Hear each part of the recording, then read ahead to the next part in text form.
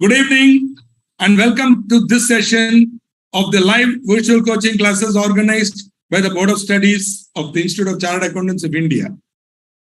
Nice to be talking to you all again. And in the last class, we started the topic appointment and qualifications of directors, right? And we discussed a lot of information about directors, and all that. And let me just take the query so that I can be ready for you. Give me 1 minute. I'm not able to guess. Okay, Vancharla is here. Sudhir is here. Good. Nice. So, welcome, sir. Today, we are going to see something a little more, shall we say, meaty or granular or crunchy. We saw independent directors. I hope you had the time to revise, especially this 149.6, 6D, 6C, D1, 2, 3, 4, all that is very interesting and relevant from the exam point of view, right? So we saw all that. We saw what happens. We saw also that this Rule 5 has been amended recently and that got introduced. Okay. So there is a general question from one Ms. Dara Shah. I will definitely answer it. It's a good question. Let me see if I come to any such penalty section, or else since Dara Shah has asked this question, possibly from Mumbai, assuming, because I see W there. So assuming, she's asking, sir, in any, Sir, in any penalty section, after mentioning the penalty, the word is used after the first. Now, Dara Shah ji, it won't be in any penalty section. It will be in a type of penalty section called continuing offense. See, penalties are punishment for any offense under the Companies Act or any law, right? Penalties are of two types. One could be fine, means if you pay an amount or money and go. Also, you have something called imprisonment, etc., etc. We already saw why directors should be only natural persons. They should be individuals and not artificial persons like bodies, corporate and all that. Because directors can be punishable with both fine or fine and imprisonment. Now, in some cases, the Companies Act will require you to do something on or before your due date. On or before your... See, sometimes there is a prohibition. For example, duties of a director, if you violate, you are prohibited. You are not supposed to do it. Now, so if you do it, if you don't do the duties as prescribed, you will be punished. We saw the punishment for not complying. Okay. Now there are certain provisions where the law says you have to file a certain document or you have to do certain things before a particular due date. Now, if you don't do it on or before that due date, there are two offenses here, my dear friends. Two offenses. What are they? One is not obeying the provision, for which on the last day when you are supposed to do it, midnight, you have committed that offense. See, suppose you should file certain things on or before 30th September. 30th September, midnight, 12, you have committed the offense. For that, there will be a penalty. Say 1 lakh. Thereafter, are you able to understand now? After the first day, the next day onwards, you will be charged a continuing offense. So for every day during which the offense continues after the first, on which you will be punished once, with say a huge penalty of 1 lakh. After that, for every day after the first, during which the offense continues, there would be a further penalty of say 2,000 rupees per day, like that, until that limit becomes 2 lakhs. I think this duty also is a continuing offense. Let us check up. Sorry for jumping this. If it's a little disturbing, kindly bear with us. Yeah. See, this is a single offense. It shall not be less than 1 lakh rupees, but which may extend to 5 lakh rupees. But there are some cases where it's a continuing offense. That is when, I think that is when you will find, they will say, for that committee, see, not filing it on that due date is an offense for which there is a penalty. Thereafter, you are continuing not to file, right? So long as the penalty offense continues, there will be a fine per day, for which they may prescribe a ceiling limit. They may say 2,000 rupees per day up to 2 lakhs. So when it reaches 2 lakhs, you have to stop. So this is called a continuing offense. There you will find after the first. The first is the day on which you should have filed. That is the first day you didn't file. For that, there will be one penalty. Then after the first, there will be a continuing. I hope I have clarified this so that you will not have any doubt. Right? Thank you for that. And going on, we have, now I am going to talk about appointment of directors. Before that, types of directors. We already saw some of these guys. We saw executive directors. These executive directors are also called, thank you, Darasha. Thanks for confirming. Executive directors are also called sometimes inside directors, means promoters, insiders who are owning the business, and they are also sometimes called special directors because, like, for example, Mr. Mukesh Ambani is a executive director and a special director, right? And though, of course, the word special director is just sometimes whole-time director. That is because the word whole-time director actually describes it. These guys are engaged in the day-to-day management of the affairs of the company. And they are entitled to a bigger chunk of the profits when it comes to remuneration. Later on, when you come to remuneration, we will talk about share of profits. The WTD, we'll abbreviate it as WTD, whole-time directors, will get a slightly larger percentage or larger percentage than the non-executive directors, who are obviously outside directors, professional directors, because some of them would be consultants, would be brought into the board to give advice only. So these are non-executive directors, nominees appointed by outsiders. We saw that. Government directors appointed by government. Deemed directors, okay, that's possibly a different category, but then they are also not executive. But then deemed directors are not even on the board. They are people in accordance with whose instructions the board of directors is accustomed to act. In accordance with whose instructions or directions the board of directors of a company is accustomed to act. Obviously, you don't know who they are, boss. They are not mentioned in the directors list. So only in an investigation, later on, somebody will teach you the topic inspection and investigation. In that topic, you will come across this. There will be an investigation into the ownership of the company. Who is the true owner? To find out that. The idea is when they use binamis, means some relatives or unknown people as a front, and there are big people hiding behind them, and they are controlling the company. Such people are called deemed directors. Okay. Later on, you will study this in more detail. Currently, no. As of now, we are more concerned about executive, non-executive, whole-time. These non-executive directors are also known as part-time directors, as against whole-time directors. Part-time directors or non-executive directors are engaged in only attending board meetings, advising, etc., monitoring, etc., etc. Your independent director is a non-executive director. Now, do you remember the independent directors and the non-executive directors have certain immunity? Do you remember that? They are not liable unless they actually know or consented. Something that happened without their knowledge, or which they could have come to know through the board process, okay, they are not liable.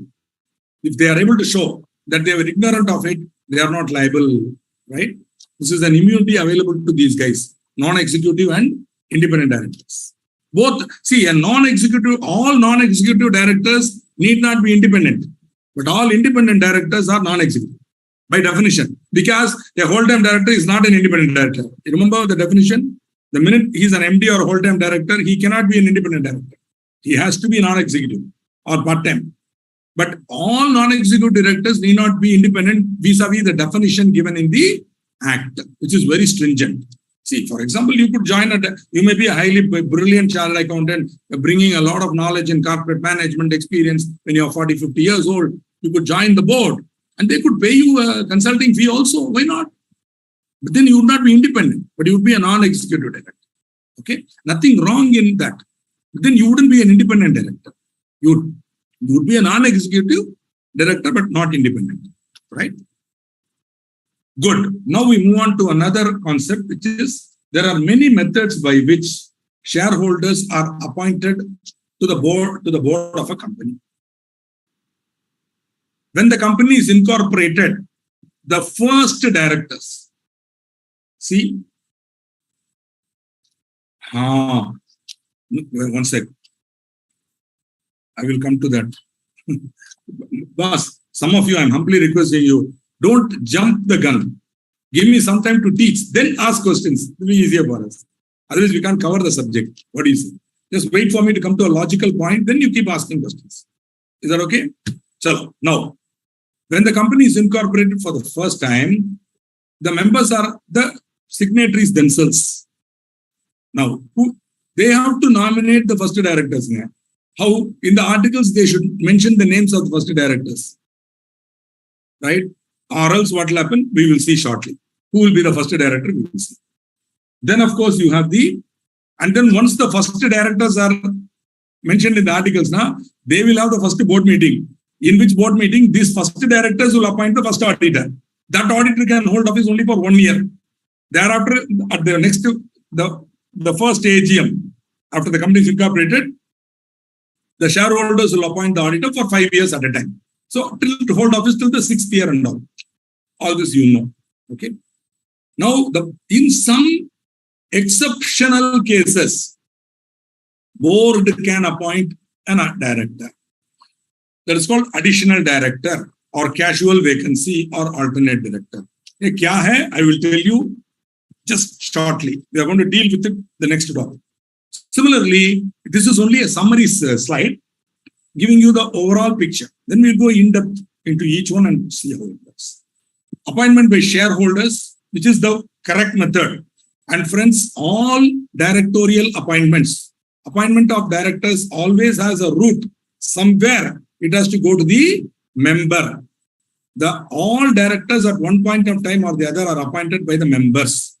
This is possibly a statement I have made. So some of you who are, so intended can keep on listening to this lecture and try to find me, catch me out and say, sir, you told like that all directors' appointment will be ultimately supervised by the shareholders. We'll have to need the ultimate approval of shareholder. Example where this is not needed by shareholder. Okay. So with the 1 or 2 exceptions, you will find everywhere they need the shareholders' approval. Okay. Appointment by small shareholders. Now, this is the first exception where the small shareholders director is appointed by the small shareholders. There again, it is only members, but in this case, a certain clearly identified group of shareholders. They are called small shareholders. What do you mean by small shareholder? Maybe shareholders who are not more than 4 feet like that. No. What it means is, these are guys who are holding shares paid up, the nominal value paid up on which is 20,000 or less. Nominal paid up value, the face value paid up on it is, he is holding less than 20,000 face value shares. These guys are called small shareholders. They have to be protected. So the law permits that they amongst themselves can nominate a person, and that person they can appoint, and he will represent the small shareholders in the board. More about it little later. Now, appointment by the tribunal. In certain cases, later on you'll be seeing it, where the directors are guilty of fraud, misfeasance, or other misconduct, etc., they can be removed by the tribunal. Or when there is oppression and mismanagement, the tribunal can decide to appoint such number of directors to effectively safeguard the interest of the company. In those cases, those directors who are appointed by tribunal are also one type of. Now, this is one example where members have no business, they have no say. Are you able to understand?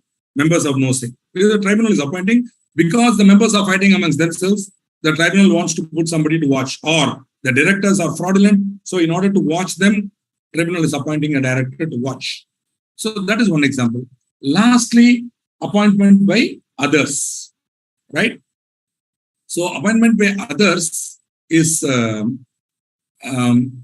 creditors, joint venture partners, nominee directors, all are. Now, who is the government director? Actually, this is a name, we are using. Yeah, you can say a person appointed by tribunal is a government director. In those days, this appointment was done by the central government on the direction of the tribunal. Now, they have given the power to the tribunal directly. So, either way, you are right. These people could be called government directors because they represent the government and they will report back to that government. In this case, represented by the tribunal. See, the government of India is manifested in three ways. The government of our Democratic Republic of India is manifesting itself in three ways. One, in the parliament, where the parliament makes the law. For example, the law which we are studying, the lawmaker, the ministers of parliament sit and they make the law which we all have to obey. Then you have the executive, the central government officials, the IAS, IRS, IPS, IFS, all those fellows. They are the executive, the police officers. They are here to implement the law, obey the law and implement it. Okay, they are the kingsmen. They represent the law. In our case, the Ministry of Corporate Affairs, the director of regional director, the directors, the regional directors, the assistant directors, the registrar of companies. These are represented. They are the executive. They are here to implement the law. If you disobey the law, they have the right to punish you. Right? So that is called executive. Now, if the executive does something that is harmful to the citizen, that is you and I, a democratic country protects our right through a judiciary. When you feel that the executive is exceeding its authority in a democratic country, you and I have the fundamental right and liberty to approach the court. In this case, the high courts and the Supreme Courts. Now, since the high courts and Supreme Courts are very busy, the Ministry of Corporate Affairs, the Parliament in its wisdom has decided, let's have some other bodies also which are quasi-judicial bodies, like a court, but not a court, which will also administer justice. One such body is the National Company Law Tribunal, NCLT. Here I will be using the word tribunal, but the full word is National Company Law Tribunal. So tribunal has a lot of powers. We'll be seeing that. One of the powers is appointment of a director. But they will always do so only in the interest of protecting the citizen, bringing about justice and fairness. Okay? Good. Now, appointment of first directors. Friends, a company cannot be without directors. Where no provision is made in the articles of a company for the appointment of the first directors, the subscribers to the memorandum, who are individuals, shall be deemed to be the first directors of the company until the directors are duly appointed. Where no provision is made in the articles of a company for the appointment of the first directors, the subscribers to the memorandum who are individuals shall be deemed to be. Who are individuals? Why? Because if you have bodies corporate, then they cannot be appointed as directors. Am I correct? Now, suppose you incorporate a company in which there are only two shareholders. Both the shareholders are individuals. I'm sorry, both the shareholders are bodies corporate. It can be. Both the shareholders are bodies corporate. The Articles of Association does not mention the director. Who will be the director? This is a question asked by, favorite question asked by students. Students love to ask this question. That's why I am myself asking it. Got the point? Company is incorporated. Only two shareholders, both are corporates, bodies corporate, companies. Okay? And the Articles of Association not mentioning the names of the first directors. Are you able to understand? What happens now? This is a question, favorite question. People ask this question thinking that, like Vikram or Bethal type of question, and like Vikram, I have to answer, and I will answer. Boss, if you do that, first of all, the company will not be incorporated by the registrar. The Ministry of Corporate Affairs will return your articles back with asking you to correct it and include names of people who are directors, individuals, who are individuals. If you don't do it, your company will not be incorporated, sir. Right, sir. After all, even the Ministry of Corporate Affairs can make mistakes. So, through inadvertence, through oversight, such a company is incorporated, then that those two bodies corporate will be liable under the Companies Act for not appointing the first directors. That's all. Those company bodies corporate will have to face the consequences. Such behavior will ultimately result in even the company being struck off the register. So humble suggestion, don't bother about such extraordinary cases and all. Ideally, incorporate a company with minimum 2 directors or 3 in the case of public, etc., etc. Okay. So let us not bother about extraordinary cases where both are, why I keep this question? No, before one of you thinks of asking, I thought I will exhaust it. Similarly, another question. Suppose a company is incorporated with 20 directors. What will happen? It cannot be. It will be rejected. You will have to give only 15. And if you still manage to incorporate it, then that company is liable for exceeding the limit.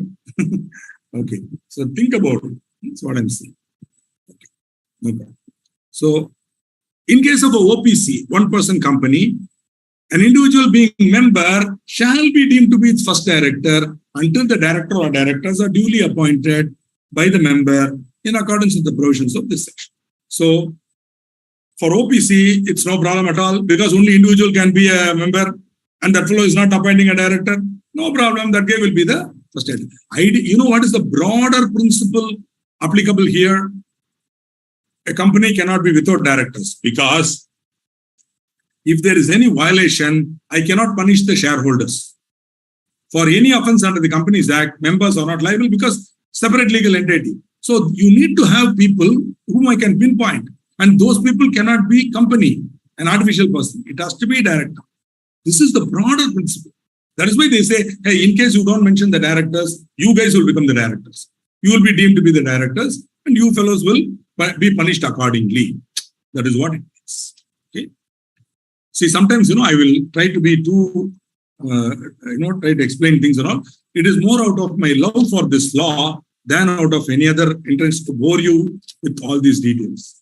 Okay, can tribunal appoint director of private company? Yes, why not? Operation and mismanagement, why not? Why not? I don't know why Mohammed Hassan has so much doubt about this. Okay, here is the cryptic word by Jana, promoters. So, can you elaborate, Mr. Jana, or what do I understand from that cryptic word, promoters? No problem. The general rule is that all directors are to be appointed by the members in general meeting. As I told you, all directors, in fact, even these directors who are going to be appointed by board, ultimately will have to be confirmed or ratified by the shareholders in general meeting, or they will lose their office straight away. So if the shareholders do not confirm, they are out. So you will see that these are all temporary appointments where the act has identified certain exceptional situations when the board may appoint directors. Board means board of directors. Okay. Subject to these exceptions, which we will see, and which I already told you now, that nominee director, blah, blah, tribunal appointment by tribunal, small shareholders. Other than that, and these three, all other appointments, all directorial appointments have their source in the general body meeting. Before we go to the general rule, let us see the exceptions. Let us first see the situations when the board of directors may appoint directors. Okay. So before we go there, some basic topic regarding preconditions for appointment of directors. All directors, whoever it is, that's why I'm putting it here. Whether appointed by board, nominee, small, whoever, they have to comply with this. Okay, unless they comply with this, you cannot appoint him as a director. No person shall be appointed as a director of the company unless he has been allotted Director Identification Number, DIN. Okay, if you want to become a director of a company, you should be holding a DIN. Got it? You cannot become a director and then get a DIN. You should have a DIN before you become a director. Are you able to understand? Under section 154, we'll be seeing again, like independent director, this is another boring topic. I'll try to make it as interesting as possible for you. Under section 154 or any other number as may be prescribed under section 153. Means now they've under the new law 154. Even under the earlier 56 law, we had DIN. So some people acquired DIN under that law. So such old DINs also have been recognized. If you have an older DIN, it is valid. So under the old law, 56 law also we had DIN. See, the idea of a DIN is a unique number for a director. So we can tag him. We can find out, for example, how many companies in which he is a director. So that automatically we'll find out if he is exceeding our limits, etc., etc. Okay. More than that, if he's a director in a company where later on when you come to disqualification, you will see this. Okay. Later, when maybe the next class, you will see disqualification. At that time, you will see how that becomes very, very important. Okay. So in case he is a director of a company which has defaulted, then he'll disqualify in this company or he'll vacate in this company. So we can easily track that and we can arrive at those people who are disqualified, and wherever they are director, we can inform that company, hey, this guy is disqualified. Why are you still having him? Send him out like that. All this is possible with DIN. Every person proposed to be appointed as a director by the company in general meeting or otherwise shall furnish his DIN or such other number, etc., blah, blah, and a declaration that he is not disqualified to become a director. This you have, at this stage, you may not understand. Later on, when I come to disqualification, alag section A, when I come there, I will tell you, at that time, you have to remember, this guy has to now inform the company before appointment that I am not disqualified under that section or any disqualification. If he makes a false declaration, the director is liable. See, if you make any false declaration to the government, okay, you are liable. Please understand. Okay. So, in fact, in any form that you submit to the government of India, you will find, after all the factual point is given, below that you will find there is a verification. Check out. Next time when you're filling up the income tax return, check out. In your office where if you're doing your articleship now, you will be uploading income tax return October 31st tension hai na? So, or maybe if you're on leave, then that's great. So the point here is, when you upload, you see verification, wherein you will say, I hereby confirm that, or I hereby state and aver that whatever I have stated above in the form are true to the best of my knowledge and belief. I declare it to be true to the best of my knowledge and belief. Like that, this fellow has to declare that whatever that he is not disqualified. There is a form for that. Every director shall inform to the company concerned about his disqualification under section 164(2). More about it when we come to 164. Okay. In form DIR 8. So this form DIR 8 is supposed to be uploaded by the director with his DSC, digital signature certificate. And that becomes a fact. Tomorrow, if he gives a false declaration, he is liable to a penalty. Okay. Similarly, every person who has been appointed to hold the office of a director shall honor before the appointment furnish to the company a consent in writing to act as such in form DIR 2. So DIR 8 declaration for not being disqualified under 164(2) and also DIR 2, which is a consent. In that form also he will give a declaration. You check out DIR 2. It's a huge form. Recently they amended DIR 2. I will talk about that a little later. So sequence is like this. You call up the gentleman and say, hi, Mr. Donkey, we want to make you director of our company. Oh, really? I'm so happy. Wait a minute, Donkey. Do you have DIN? DIN hai na? DIN hai. Okay, so send the DIN. So we verify, yes, that is a DIN of Mr. Donkey. Close. Then, Donkey, upload DIR 8. Kya hai DIR 8? 164(2), you are not disqualified. More about it when I talk about 164(2). Chalo, done. Then, Donkey, upload DIR 2. So DIR 2 uploaded, DSC. Then that means he gives a declaration that everything is on. Then we appoint him. You understand? Then within 30 days of the appointment of the director, the company should file. See, the company shall, within 30 days of appointment of a director, file such consent, that is DIR 2, with the registrar in form DIR 12. So that closes the loop. Director uploads to the company, no problem. Then DIR 2 is uploaded. Then that is again uploaded by the company to confirm that This man has been appointed, DAR 12. Here the company pays the fee and they upload it. All this is contained in Rule 8. Okay. Now, Rule 8 was recently amended. Means DAR 2 declaration and all. See, you cannot appoint a person as a director. See, before you appoint a director, you have to do all these things. Now there is one more thing you have to ask, Mr. Donkey. You have to ask him, are you a person, okay? Are you a national of your country which shares land border with India? Land border with India. Then, sorry boss, go to the Ministry of Home Affairs, get a security clearance from them, and only then I can appoint you as a director of my company. This is a very recent amendment, okay, in 2022. May or may not come in your exam. Mera kaam, I have told you, await the RTP or further information from. Okay. Manini Jena, no, promoters are different. Promoters are those people mentioned in the prospectus. So they are not directors, or nor will they be the first directors. Only the first shareholders, who are also promoters in a way, but only those people whose name appears in the as subscriber to the memorandum will become the first directors in case they do not name the first directors in the articles. Clear, Janaji? Don't have any confusion on this. The word promoter is a very vague term. It is used only with respect to people whose name is mentioned in the prospectus at the time of public issue. There is a liability, etc., etc. You already studied that in intermediate. Now, sorry, my mistake.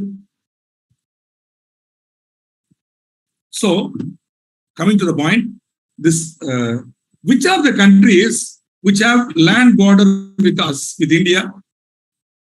Which are those countries which have land border with India? I will now ask this question and move on. I just want you to enter the names of those countries. Let's see how good you are in geography. Thank you, Janaji. Okay, so I'll see, let me see how good you are in at least geography of this subcontinent. What are those countries which have border with India? Okay. Okay, except one country, I have been to 3 of them and I have gone to the border with, except that one country, all countries except, all of them have been to the border. I have gone to the Indian side of the border with all these countries. During my travels across this Mera Bharat Mahan, my great country, I have traveled all over the length and breadth. God has given me the advantage to go everywhere, and wherever I have gone, I have touched the border and come with all these countries. Nepal, Pakistan, I have been to Bangladesh, I have been to Nepal, Bhutan, I have been to Bhutan. Okay, I don't know why Mr. Roy is particular to give them flag. Okay. Anyway, China, that is the real thing. Yeah. Let's starting from the left. Pakistan, Nepal, Bhutan, China. China, there are so many. You go beyond Himachal, you'll find, beyond Nathula, you'll find China is there. Beyond Kufri, you'll find China can be seen. And of course, when I went recently to Badri, I went to the last village in India, Mana village. The last village in India. Beyond that is China.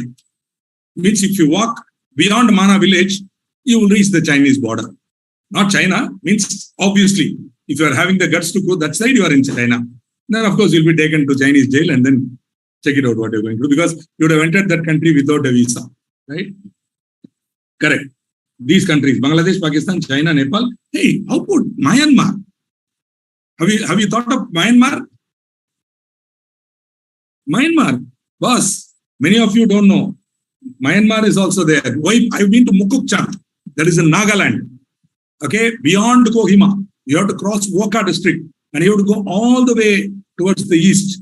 And beautiful, beautiful, beautiful place, lovely place, I tell you. But the roads are bad. You go there, and then you see trees and trees and trees. And finally, in the corner somewhere beyond Mokukchung is Myanmar. So Myanmar also shares a land border with us. Okay, fantastic. That was nice lesson in geography. Thanks to the Minister of Corporate Affairs and our continuous paranoia about China. Yeah, the idea is we don't want Chinese becoming directors of companies in India unless they get it. See, after all, they are honorable, then the Ministry of Home Affairs will clear them. We have no problem. But you cannot appoint them unless, in fact, I've incorporated a lot of companies with Chinese, but then they were all from Singapore, not from mainland China. They were from Singapore, not even Hong Kong. They were Chinese, but then they were not from mainland China or Hong Kong. They were basically from Singapore. Citizens of Singapore, but Chinese. Like there are Tamilians who are citizens of Singapore. These are Chinese who are citizens of Singapore. Not a problem. Singapore doesn't share a land border with us, thankfully. Thankful to Singapore. Okay. Good. So, with regard to this furnishing of consent to act as director, right?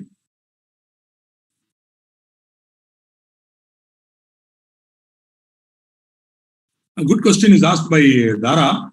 Sir, person shares land border. First of all, person doesn't share land border, madam. The country shares land border. This person is a citizen. Sorry for that. Unnecessarily accuracy level. Okay. Yeah, they are a neighbor country. Why would they seek appointment? Boss, we opened up FDI, foreign direct investment in India. We welcomed these people to come and set up business in India. And we welcome them. So they will come. Why will not come? Why they will not come? They want to start a business in India. Chinese come regularly. They start businesses in India and they want to do business with India. A lot of people come. There's nothing wrong. They want to. Boss, India is one of the biggest markets in the world today.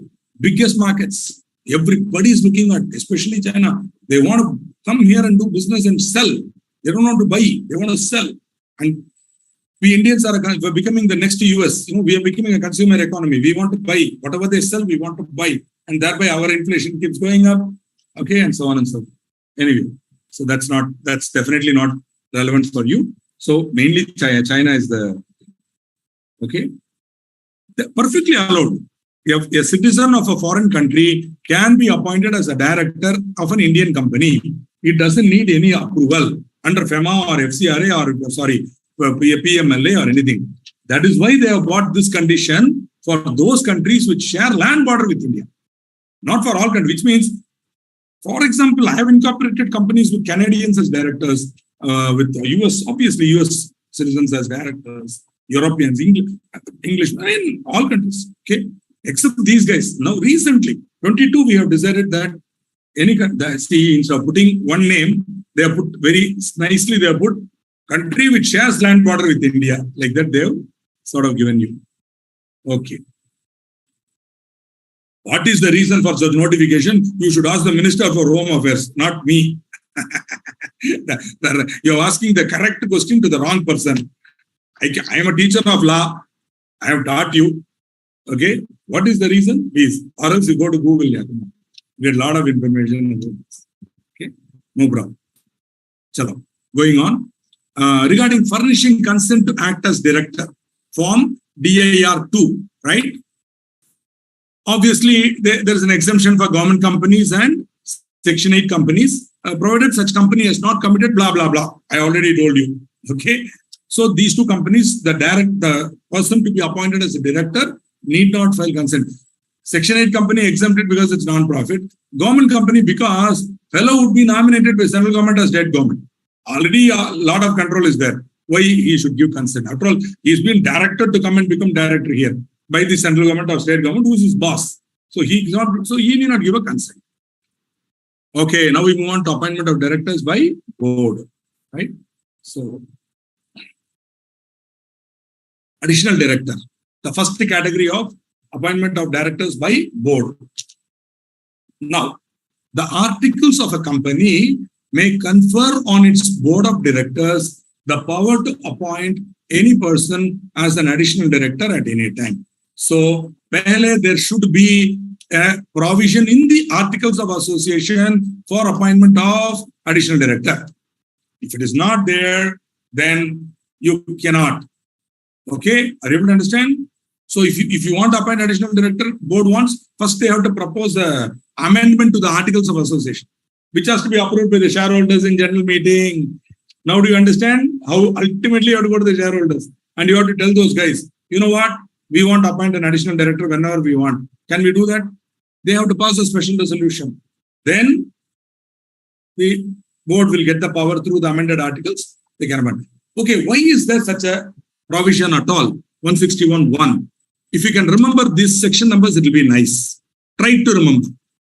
If these are important section numbers, try to remember. 161(1), 2, 3, 4 and all. If 4 and all, if you remember, it will be nice. If you can, great. If you cannot, no problem. If you can, it will be good. Okay. So now, additional directors, sometimes you know what happens, directors in a hurry to do something. See, for example, there's a there's a pharmaceutical scientist who's got an important patent. And this guy, we need that patent very urgently to continue with our formulation. So we call him up and he says, yeah, I will become a director. You kindly give me so much as money, so many shares in your company, sweat equity, whatever, blah. I will become you make me a director of the company and allot me sweat equity shares. Now, we don't have time to call for large listed pharma company, boss. I don't have time to call a general meeting and appoint this guy. As well, I can do that in the next AGM. Therefore, I decide to appoint him now as an additional director. My articles permits me to appoint. I appoint him. I allot the sweat equity shares to him. That's it. Now, and then, of course, you will be seeing his appointment will not be valid forever. It will come up for additional director shall hold office up to the date of the next annual general meeting or the last date on which the annual general meeting should have been held, whichever is earlier. Got it? I'm reading the third paragraph now to help you. So the board appoints him, say, now, which means the AGM got over in September. We are now in October. We need this bugger to become a director because he's got that patent. Chalo, our MD meets him and then comes back from Taiwan or wherever it is. Then he says, hey, appoint Hung Pang Hu, like that. He says, how to appoint Hung Pang Hu? How? So additional director. Chalo, make him. But this fellow's appointment will be valid only till the next annual general meeting or the last date on which the AGM should have been held, which is within 6 months from the end of the financial year, which ends on 31/3, which means 30th September 2023, our man's appointment will cease to be valid. Or else, at the next annual general meeting, you should hold it, and at that AGM, his name should be proposed as a regular director, and you have to appoint him. Got it? Now come to the middle paragraph. A person who fails to get appointed as a director in a general meeting cannot be appointed as director, cannot be appointed as additional director. I'm just trying to cut and paste it because it logically comes next. I don't know why I put it in the middle. So now you understood one thing. Additional director is appointed by the board. He will hold office till the next AGM. At the next AGM, you want to appoint him, please do so by proposing him as a regular appointment. Go to the members. If you don't appoint him and the AGM due date is passed, then he will automatically lose office. Now remember, if he continues to act as a director, he is guilty of offense. Even though he is no longer. One more thing. Suppose the additional director's office has ceased to be valid. The AGM due date has come, you have not held it, he has not been appointed by the members. Then any act done by him is not valid after that date. This is very important. Got it? Because in the exam, that is how they'll test you. For example, the next question that, see, I have a doubt about it, Vikalp. Maybe you should see the map and tell me, does Afghanistan share a land border with us? I don't know. If it share, okay, my answer to you, Vikalp Ji, suppose Afghanistan shares, he has to get MHA approval. Suppose it does not share, he need not get. How is my answer? Because this is something that we can check up from the map only. I'm not very clear. So if you know the answer, fine. Otherwise, if at all in your life, ever you incorporate a company and that is an Afghanistani, then come on, at that time you verify. Okay? No problem. It's good. Once you know, Maharaja Krishna Deva Raya asked Tenali Raman, he held a fly in his hand. a fly, okay, insect in his hand, and he asked Tenali Raman, is this fly alive or dead? Because if Tenali says it is dead, he will let it go. If Tenali says it is alive, then he will kill it. In those cases, what will I do? So Tenali Raman said, Maharaja, that is in your hand. Like that, Vikram Jain ji, that answer to that question is in your hands now. Okay? Moving on. This provision is to enable the board of, because I am conducting class in company law, not in geography, right? Seriously, I also had a doubt about Afghanistan. Clarify it for me. I would love to learn. Okay, or else after the class, both of us let us do research whether Afghanistan shares a land border with India. Okay.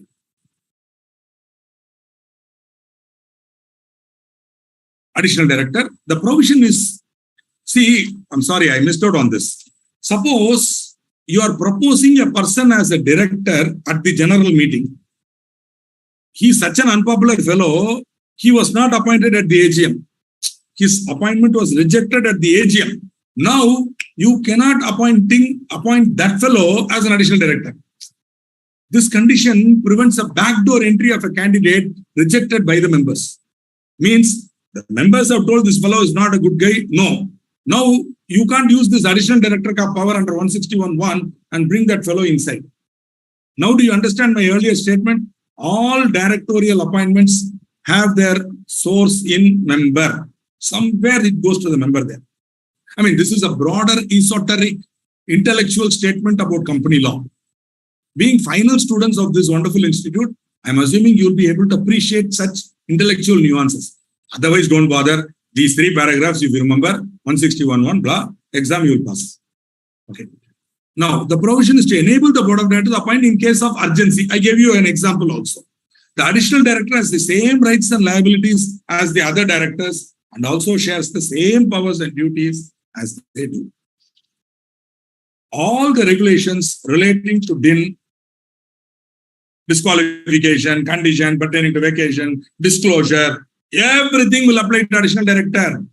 Now, see, an additional director will hold office till the next AGM. At the next AGM, he will cease to hold office. Such a fellow cannot be called retiring director. He is not a director retiring at the AGM. He is simply ceasing to be a director. If you want him to continue at that AGM, you have to appoint him again. That's all. This word retiring director will have a very important significance when we come to appointment of directors by members. Okay. Some questions. Are an additional director who did not have DIN at the time of appointment continues to be in office without acquiring the same? Is it correct? No. It's an offense for which there is a penalty, and the company. Both will be liable. And every officer in default.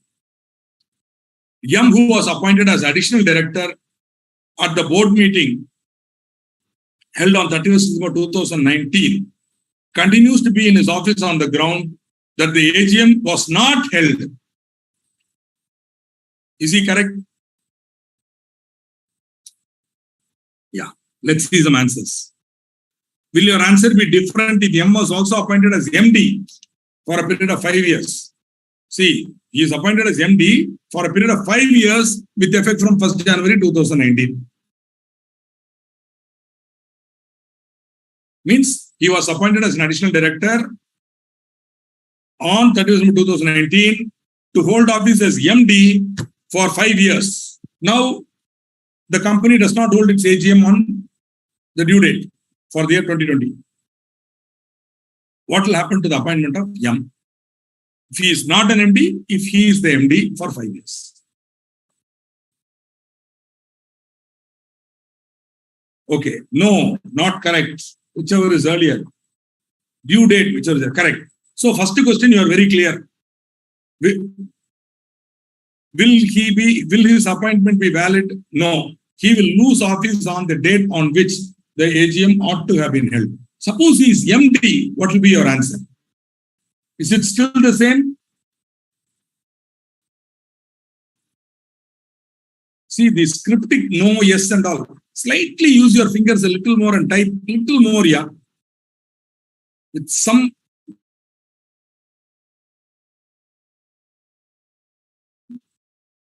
if he is also MD, will he continue in office or not? Because he is MD, will he get any special privileges? I will. Anyway, he will cease. Correct. That is, whether he is MD or not, on the day he is appointed, he is additional director. On the day he is appointed, on the day the AGM should have been held, or the day when it is held, whichever is earlier, he will vacate if he is not appointed. Therefore, even if he is MD, the answer will be the same. Okay? Because he is MD in 5 years, no problem. Which is why, appointment of MD through additional as an additional director is not wrong. Because as again, maybe the current MD resigned and went. We needed an MD very fast. We found a candidate who was willing to join before this guy left, so that he could be slightly groomed. So we put him in as an additional director. Nothing wrong practically, but you have to hold the next AGM and confirm his appointment by the members. Now we come to alternate director. We saw this guy. In an earlier example when we came to maximum number of directorships, where we said alternate directorships are also included. Absolutely correct. So the board of directors of a company may, if so authorized by its articles. So if it's in the articles, the board may, or by a resolution passed by the company in general meeting, appoint a person not being a person holding any alternate directorship for any other director in the company or holding directorship in the same company to act as an alternate director for a director during his absence for a period of not less than 3 months from India. So, Mr. A is a director of the company. He is not an alternate director for any other director. I'm sorry, Mr. A is a director of the company. He leaves India for a period of not less than 3 months. He is abroad. During his absence, we want to appoint B as an alternate director for A. Now you have to be very clear. If B has to be appointed as alternate director, he should not be an alternate director for any other director of the company. B should not be an alternate director for any other director of the company. Also, B should not be a director of the company. B should be a totally stranger, he is existing, he is not an alternate director for anybody. He is now appointed alternate here. He is not an alternate for any director in this company. He is not a director. Then you can appoint him. But suppose B is a director of the company, then he cannot be an alternate for anybody else. Suppose B is already an alternate for X, then he cannot be an alternate for A. Got it? A person can be appointed as alternate director for only one director. A director of a company cannot be appointed as alternate for another director. So, director cannot be alternate of that company. But all this is only for that company. Suppose A is an alternate director for one gentleman Y in XYZ Limited. Now, you want to appoint that same A as an alternate for a director P in PQR Limited. You can't do that. Because the question you have to ask is A an alternate for any of the other directors of PQR Limited? No. Is he a director of PQR Limited? No. Then he can be appointed as an alternate for Mr. P, even though he is already an alternate director for another gentleman Y in XYZ Limited. Got it? No person shall be appointed as an alternate director for an independent director unless he is qualified to be appointed as an independent director. So, an independent director may travel abroad and we may not want to remove him and appoint somebody else. So, we will say, chalo, bye, you go. We will put an alternate in your place. But that alternate also should be qualified to be an independent director. Okay, who will be just acting during his absence. The alternate director shall hold office. The alternate director shall not hold office for a period longer than that permissible to the original director in whose place he has been appointed. Suppose the original director's office comes to an end or he is removed, then automatically the alternate director will go. That is why These alternate directors are also known as shadow directors. They will be there only so long as the original is there. Suppose the original is out, the alternate also out. The minute the original goes, the alternate will lose. Suppose an AGM is held and the original director retires by rotation. We'll come to that later. He is not reappointed. Then the alternate will also retire. Suppose the original is reappointed. That reappointment will apply only to the original, not to the alternate. The alternate has to be appointed again. Got it? The alternate director shall vacate the office if and when the original director returns to India. So the minute the original director returns to India, the alternate director will vacate office immediately. So alternate director's office is, so long as the original is there, he will be there. So long as the original is out of India, he will be there. The minute the original comes to India, returns to India, he will cease to be an alternate director. If the term of office of the original director is determined before he so returns, any provision for automatic reappointment in default of another appointment shall apply to the original and not to the alternate. You will be definitely interested in asking me, sir, or rather, Srikanth, what is, because some of, today American culture, you can call people by their name, even though they are 57 years old, 3 decades of experience in practice. American culture says you can call by name. So call me if you want Srikanth, no problem for me. Okay. Now, so you will ask me, Srikanth, what is automatic reappointment? I will tell you later. Just give me time, I'll do. Okay. So in case any automatic reappointment happens for the original director, that will only apply to the original director and not to the alternate director. Alternate director will lose. Got it? Some practical problems. And again, remember, appointment of alternate director is by the board and not by the director leaving India. And this is the only exception for the duty of a director not to assign his office. You remember I told you, director, one of the duty was not to assign his office. He cannot send somebody to attend the board meeting on his behalf. In other words, there is no proxy for a board meeting. Normally, there is no proxy for a board meeting. One exception is alternate director. When the director leaves India for more than 3 months, then he can recommend or he can suggest that the board should appoint an alternate director. Then the board will appoint the alternate director and that fellow will attend so that this guy does not lose his office. Because again, you will find when we come to vacation that not attending all the meetings of the board for a whole year is a ground for vacation. Now, suppose an alternate is appointed and he attends, then the original director will not lose his office. Got it? That is why we have provision for alternate directors. See, there are a lot of interesting questions relating to alternate directors. Absolutely correct, Rashmiji. That's what I was trying to clarify. A man can be alternate for more than one company. Again, remember, the limit is there. For that 20 limit, this also will be included. Alternates also will be included. Got it? So there you cannot exceed 20, 10, blah, blah. Subject to that limit, you can be alternate in a number of companies. So approval of direct living is not okay. Yeah, he doesn't give any approval. He merely begs, boss, I'm going abroad, kindly appoint somebody. They will appoint. It is up to the board. So long as the alternate is coming correctly. But in principle, what happens? The board appoints, but the man is usually identified by the director leaving India. See, again and again, law is one thing, practice is another. So in practice, it is a board which appoints, but the selection or choice obviously is made by the individual. Okay? And that man will be appointed. But the board can refuse to appoint also. For example, if known rogue criminal is being referred by this guy, the board can say, sorry, boss, no, get me some other better person than this guy. Okay, here are some practical problems.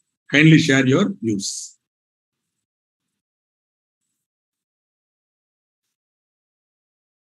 Mr. Bharat was appointed as alternate director for Mr. Ramchandra during his absence from India for a period of 6 months, not absence from Ayodhya. from India for a period of 6 months. During Mr. Ramchandra's absence, an AGM was held, and Mr. Ramchandra retired there and was in the absence of another appointment deemed to be reappointed. Now, Mr. Bharat claims he continues to be Mr. Ramchandra's alternate on the board. Is he correct? Here you can give your cryptic answers. Yes, no, like that. Is he correct? Yes, no. But in the exam, if you write yes, no and all, you won't get any marks. There is a peculiar method of answering this type of question. Not today. When I have a little more free time, I will, in one class, when I have a little free time, I will share with you how to answer problem questions. I will share, not today, because today also no time, release. I'm going correct speed so that I will be able to complete the syllabus today. No, Mr. Bharat is not correct. Correct. Okay, here Mr. Paul was appointed as an alternative to Mr. Peter during his visit to Italy for 6 months. Mr. Peter left for Vatican on 15 June 2020. He returned on 25th October 2020. His flight lands at Mumbai airport on 15:30 hours. Okay, on 25th October 2020. The it comes and lands. Now the flight touches the runway, and Peter comes down and touches, his feet touch the land of India, Indian soil. Okay, at what time? 15:30 hours on 25th October 2020. The company has convened a board meeting at Colaba at 17 hours on the same day. Can Mr. Paul attend this meeting as an alternate director of Peter?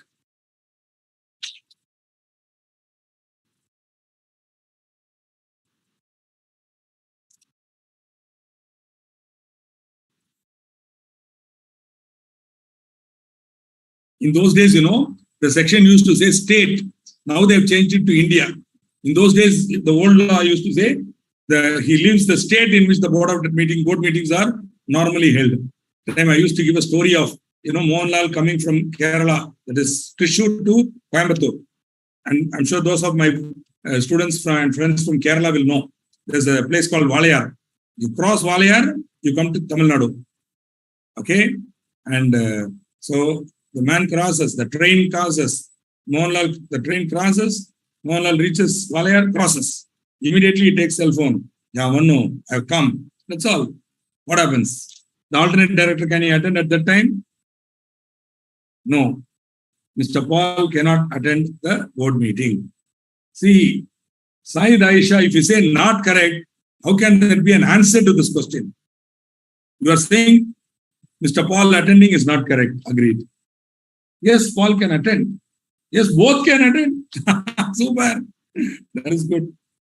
Paul can attend. I don't know how you say. See, the logic is actually, some of you may have a point. Some of you will have a point. You know what? The point you're saying is, how does the company know whether this guy has come to India or not? That is a valid question. So that is why I gave this Mohanlal example where Mohanlal takes the mobile phone and calls the chairman of that meeting. Imagine a real movie where you show the train coming fast, you show the people assembling at the board meeting, the alternate director is coming, something is going to happen which is against the interest of Mohanlal. So he calls, but he has to inform the chairman. Otherwise, how will they know? See, this is one point. So my answer would be qualified answer. What I would say, Paul cannot attend the meeting provided Peter informs that he has come to India. That is how I will give the answer. Okay. So he need not be relieved. No. Paul will lose office. See, the minute Peter touches the ground of India, Paul vacated. But the point is knowledge. How will the board know? So it is the duty of the original director to inform the board. So here no information is available. Therefore, in the exam, if I am writing it, I will say if Peter informs the meeting, then Paul cannot attend. Because once the board has knowledge of Peter's presence in India, they cannot permit Paul to attend the meeting. But even if Paul comes, he cannot attend, he cannot vote. Whatever he does, it is invalid. Okay. if Mr. Peter, see, that's what, this is not about Peter attending. This is about Paul attending. Suppose Paul is already there at that time, no? This fellow comes at 3:30. That's Mumbai, yeah? He has to go from Santa Cruz all the way to Colaba. He can go. He rushes. But suppose he's not able to go, and in the meantime, Paul is there at 17 hours. Question is, can he attend? No. Provided Peter informs the board. Got it? See, in the exams, don't expect some black and white answers. Sometimes questions, black and white questions will be a little vague. Nothing wrong, because in life also, many times, see, today from 2 p.m. 3 p.m. in the afternoon to 5:15, I was with a client. We were discussing the half-yearly results. And so many vague areas are there. Clients keep asking all sorts of questions, and the law is not always clear. So you have to use your common sense and try to give an answer that is elaborate. These one-line answers are dangerous. Sometimes you have to give your logic. If your logic is right, you'll get full marks. There's no right answer. See, in professional courses, do not expect right answers and wrong answers as you did in 5th standard or 6th standard, or even +2, or even in college. Especially in final examination, there are no right or wrong answers. You use this question not to give a right answer or a wrong answer, but to demonstrate to the examiner that you are very familiar with the law. So you demonstrate your knowledge of the law or for any subject using the question. So unlike, what is the right answer, what is the wrong answer? See, it could be vague. Maybe it is vague. Later on they regret, oh my God, student is right, yeah. We are not clearly mentioned whether Peter informed or not. So, okay, those students who wrote like this, give them mark, yeah, like that. So be prepared for this is my humble suggestion. And again, sometimes very rude students, I've had rude students sometimes attending, very rudely they will put message, don't waste time talking unnecessarily. Take the topic. Like that, no, they'll put, wow. See, these guys may even clear the CA exam. Then they have to attend advanced MCS to learn how to behave. See, that is why in institute we have advanced MCS. So kindly, sometimes I might be giving this type of inputs. Hope that's okay for you. Is that okay for you? Can I give such inputs? Sometimes I will give. As a matter of lecture, it will come. So kindly bear with me, or if you think, no, don't give all this nonsense, man. We paid you to take class. Take it. If that is the approach, no problem. I will take it. Okay, we come to the third very important section. Try to remember this 161.2, 161.1, and now it's not 161.3. Remember, casual vacancy is 161.4. Got it? Casual vacancy is 161.4. What is 161.3? We will see later. Don't worry. Okay. But try to remember that this is 161.4 and not 161.3. Right? Now, what is the casual? That's why, I use the word casual vacancy when we were even discussing woman director and independent director and all. There they said intermittent. I said casual. That means what? A casual vacancy is created due to death or insanity or insolvency or something happens that disqualifies the director, etc., etc. So, if the office of any director appointed by the company in general meeting is vacated before his term of office expires in the normal course. So, man is appointed for 3 years, okay, but he dies. So, his office, he expires. I mean, his office is vacated. Therefore, there is a casual vacancy. Now, that casual vacancy may, in default of and subject to any regulations in the articles, be filled by the board of directors at a meeting of the board. See the beautiful words, in default of and subject to. Earlier, for additional and alternate visa, there should be a provision in the articles. If there is no provision, no. Here they say in default of, which means even if there is no provision in the articles, under 161.4, the board has the power to appoint. So they don't need a special power under the articles. Suppose the articles of the company have some provision about casual vacancy, that will be valid and not section 161.4. Any provision in the articles pertaining to casual vacancy will be overriding 161.4. That is why they use the word subject to. If there is no provision in the articles, no problem, 161.4 will apply. If there is some provision in the articles which is different from 161.4, that will apply and not this. That is the meaning of subject to. Any regulation in the articles of the company be filled by the board of directors at a meeting of the board. Thank you, my dear friends, for giving me that hope. Those your words, yes sir, etc., gives me a lot of happiness. See, I'm an old man, yeah. Come on.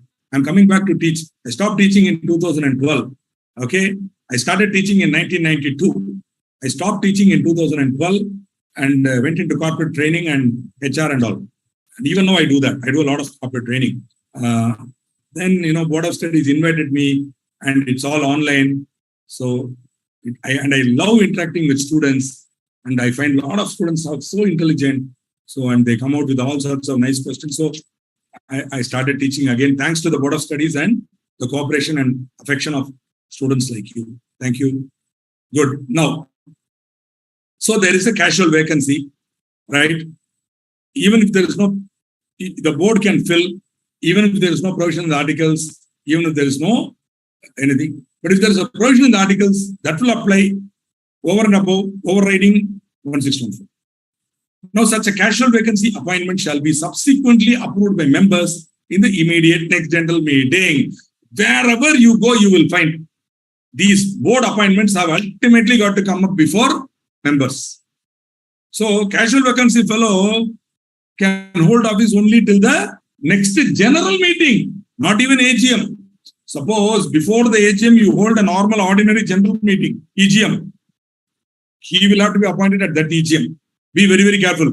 Some companies may hold an EGM before the AGM.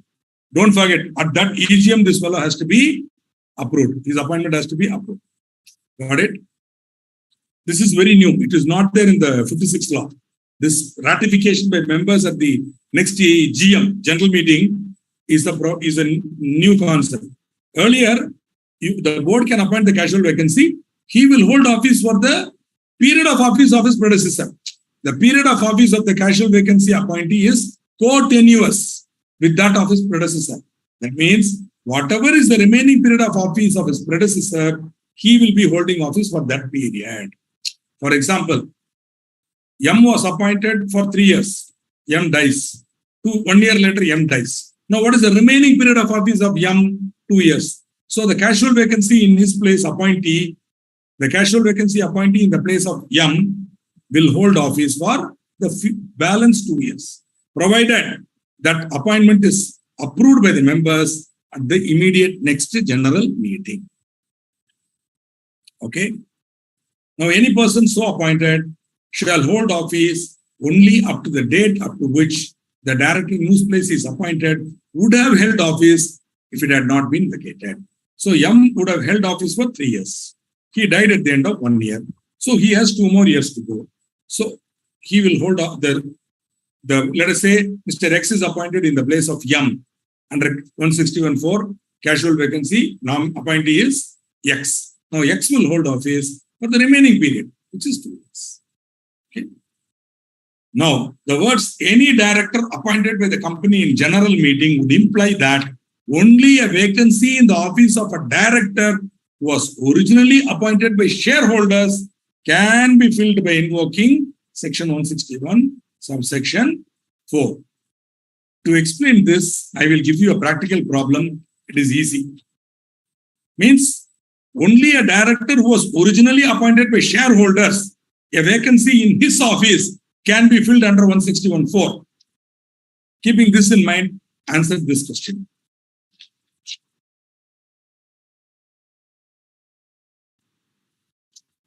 Thank you, Jana.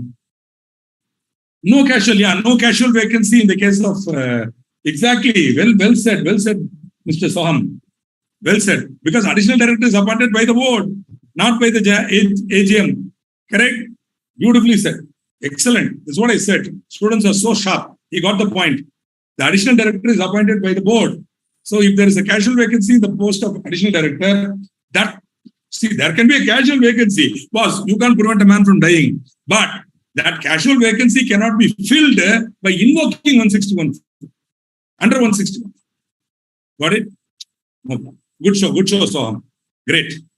Now, this is another example. See what happens. X was appointed at the AGM held on 31/8/2019. He died suddenly on 31/12/2020. No problem. The board appointed Mr. Y in the casual vacancy created by his death.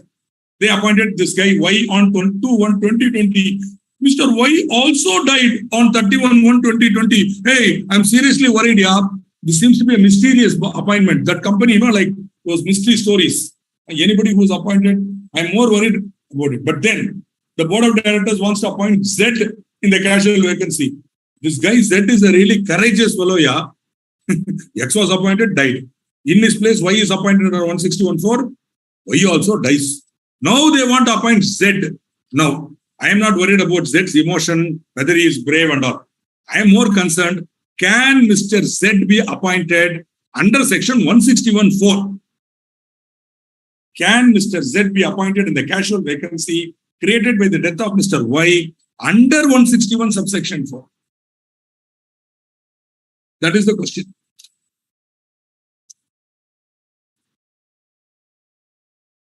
Once Soham has given the clue, I think this is very obvious. Am I correct? Because even if additional director, this will, because Y was appointed by the board under 161(4).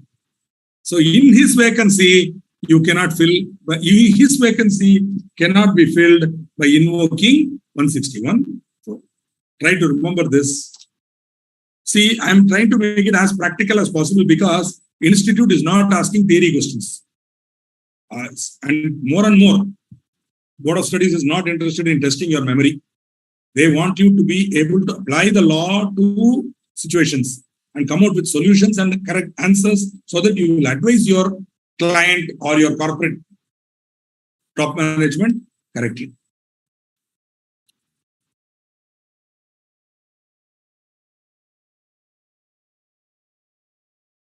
Board of Directors cannot appoint Mr. Z in casual vacancy, but Board of Directors can appoint Mr. Z. Huh? Yeah, that is okay. That is okay.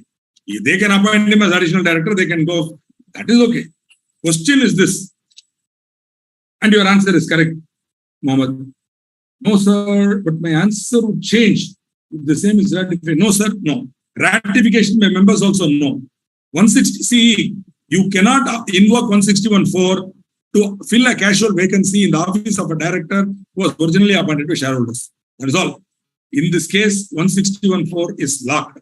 Whether additional director or casual vacancy, if you are appointing if you are filling under 161(4), the fellow should have been appointed by the shareholders in appointed, not ratified, appointed. Okay. So I hope you got the point, Soham. Good. Now, 161(3), nominee directors. Subject to the articles of a company, the board may appoint any person as director nominated by any institution in pursuance of the provisions of any law for the time being in force or of any agreement. So even contractually, for example, banks, financial institutions, they can appoint based on contract, loan agreement. The central government or state government by virtue of its shareholding in a government company. So when the central government holds shareholders in a government company or state government, they will nominate. That nominee will be appointed by the board of that government company. Okay. Now we come to appointment of director by small shareholders. Sorry, I keep showing this signal because I was the secretary of the Tamil Nadu Investor Association, and I used to, sort of be actively engaged with small shareholders. And I used to love these guys, such fools. They love to invest when the market is high, and they will sell when the market goes low. Fantastic people. And they love to lose money in the market. And then blame SEBI, not SEBI. First, small shareholders will blame chartered accountants. You chartered accountants, you are hand in glove with the fraudulent management of the company. Who asked you to invest in such companies? They won't answer. Then SEBI, then MCA, then I don't know, somebody should have protected me. Like that, they will say some nonsense. Anyway, respect them because these are the guys who keeps the market going. And I love these guys because my portfolio got built by every 10 years, these guys will help me. When the market goes down, they will sell at a loss to me. And then they will keep on waiting for the market to go up. When the market is at its peak and I want to get out, they will come and buy these shares from me at high prices and give me the profit and go. These guys have done it consistently 2 times. I love these buggers. And I think they should be represented on the boards of companies. Let us see. Okay, that was an opinion and personal opinion. Don't take me otherwise. But regarding the law, I have to teach you. Obviously, these small shareholders are ignorant buggers. Yeah, they know nothing, but they will talk as if they know. You should see the way they talk. Mr. Shrikant, I'm a chartered accountant, right? Unfortunately or fortunately, I'm a chartered accountant. Knowing unknowingly, I've studied all the subjects and I've come. Mr. Shrikant, are you aware that there is something called return on investment law? No, sir, I am not aware about return on investment, sir. That is why I studied CEL like that. I will tell him. That fellow will be a mechanical engineer. He doesn't know anything about, he can't, if you give him a balance sheet, he won't know where is fixed asset, where is current asset. He won't know anything. Fellow will talk about finance as if he is an authority. What to do? That is the word. Any other subject, any other subject, medicine, mechanical engineering, electrical engineering. Why even to sweep your toilet, there is some amount of respect for the guy who's got an expertise and specialization. But for finance and accounts, any fellow can talk as if he is an authority.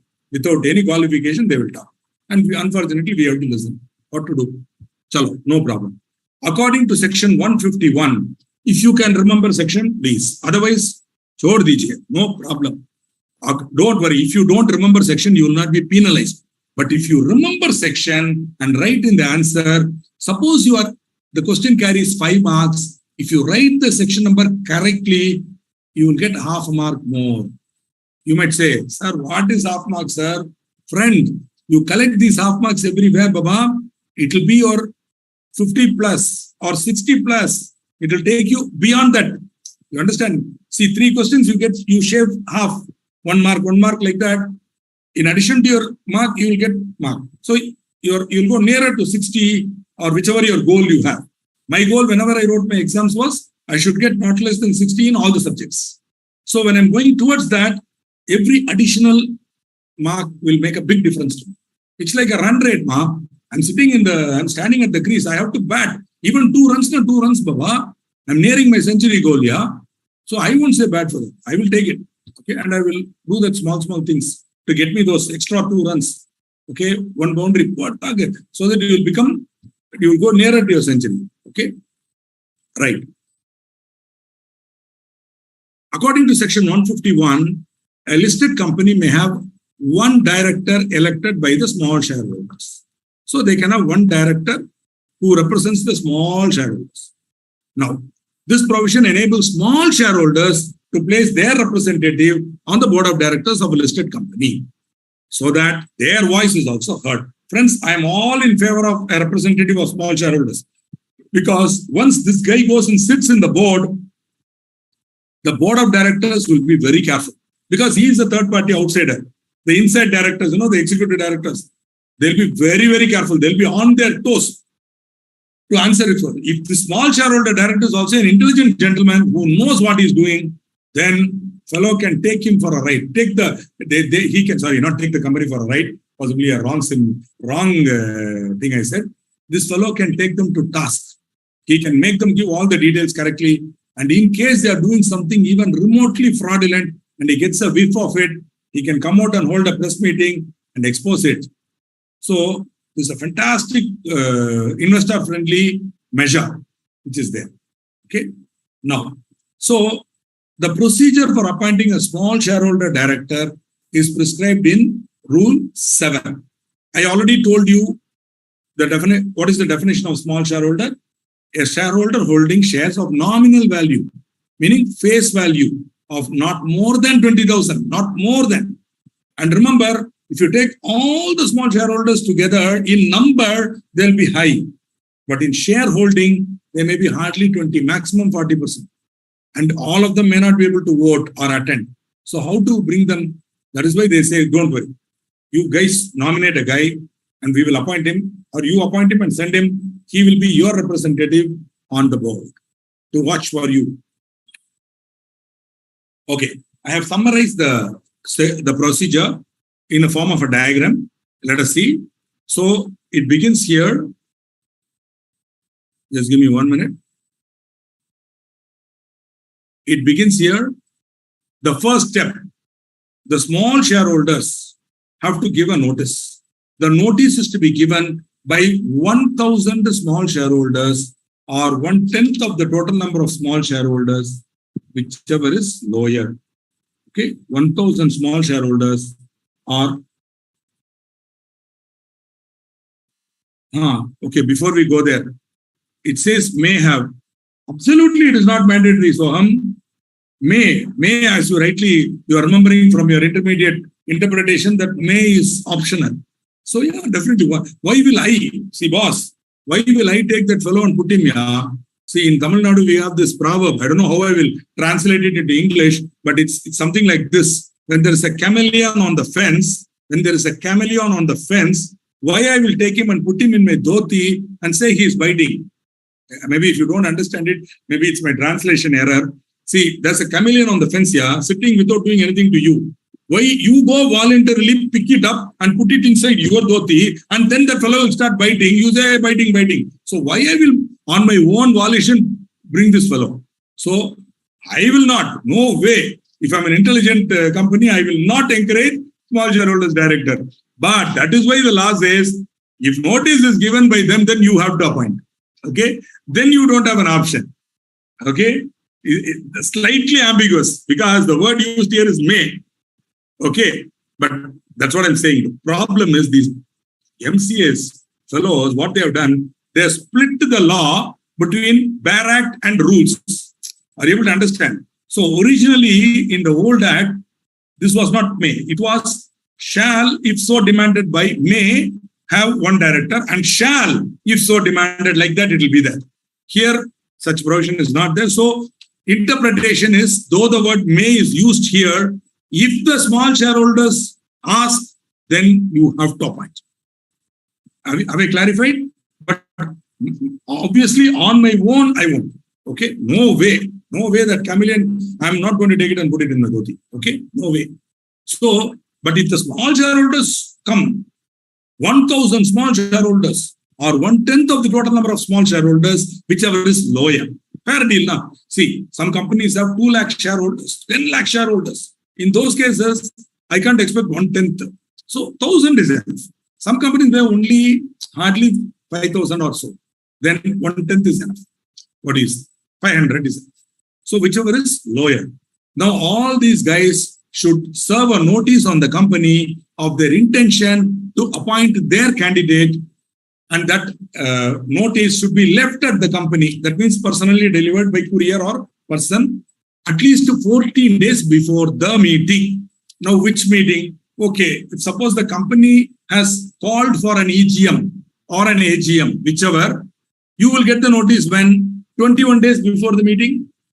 You will get 21 days before the meeting. So 14 days before the meeting, you have to serve the notice, and you should have this number, minimum number should agree. The notice to be signed by the proposers and should give, all of them should sign. Okay. And they should give information regarding their name, address, shares held, folio number, etc., etc. And also they should give the name, address, shares held, and folio number of the person whose name is proposed. Both the proposers and also the proposee. But if in case, see, the small shareholder director need not be a shareholder, need not be a small shareholder, need not be a shareholder also.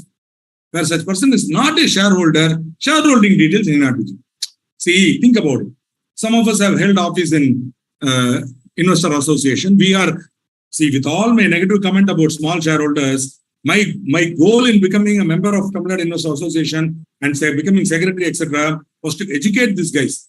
Okay, did I succeed or not? God only will have to tell. But truly, I have the interest of these boys, these people at heart.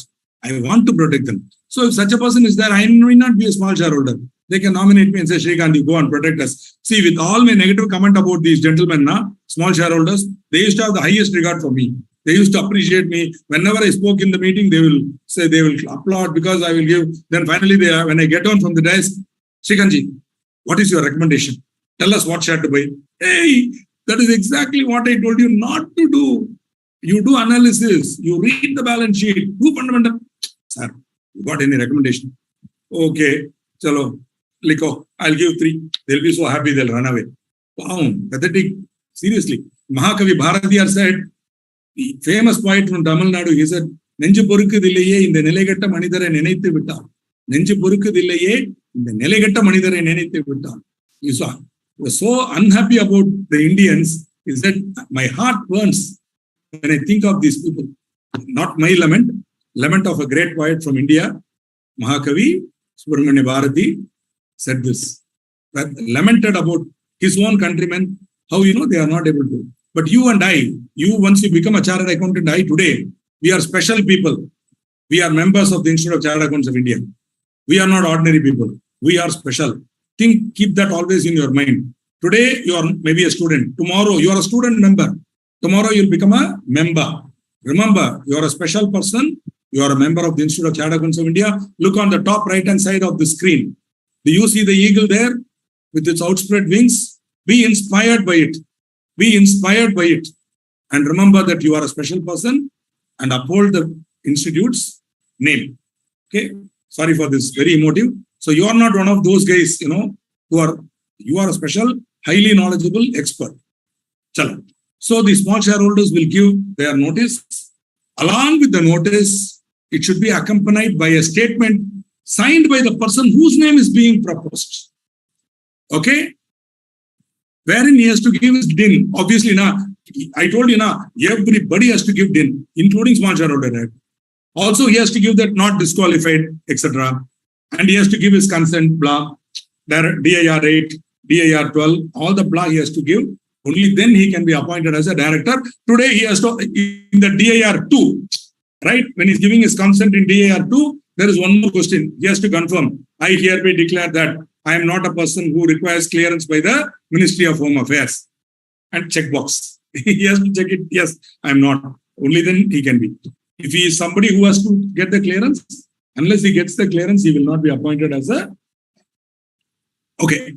Now remember, the small shareholder director shall be considered as an independent director. Therefore, he should meet the eligibility criteria prescribed under 149(6). All those, things. And he should give a declaration of his independence in accordance with section 149(7). We already saw that in last class, right? So, small shareholder director is for all intents and purposes to be treated as an independent director. He should have all the qualities of independence of an independent director as prescribed under 149(6). Right? Now, please note this. Such directors shall not be liable to retire by rotation. In a short while, we are going to see retirement by rotation. In a short while, in this class only, inshallah, I'll be teaching liable to retire by rotation. Means some directors, a certain number of directors will be liable to retire by rotation every year. Out of that, some will retire at the next AGM. Okay. Now, independent directors are not liable to retire by rotation. In fact, for calculating the number of directors liable to retire by rotation, you should not consider independent directors. We already saw that. Similarly, small shareholder director also should not be considered. Got it? Independent directors not liable to retire by rotation. We already saw that. Small shareholder director also not liable to retire by rotation. Now, small shareholder director will be appointed for a period of 3 consecutive years. Remember, our friend, the independent director also appointed for 3 consecutive years. But he can be reappointed for another period, two consecutive periods of 3 years. But small shareholder, on the expiry of tenure, he will not be eligible for reappointment. That's all, 3 years and then get out. Somebody else.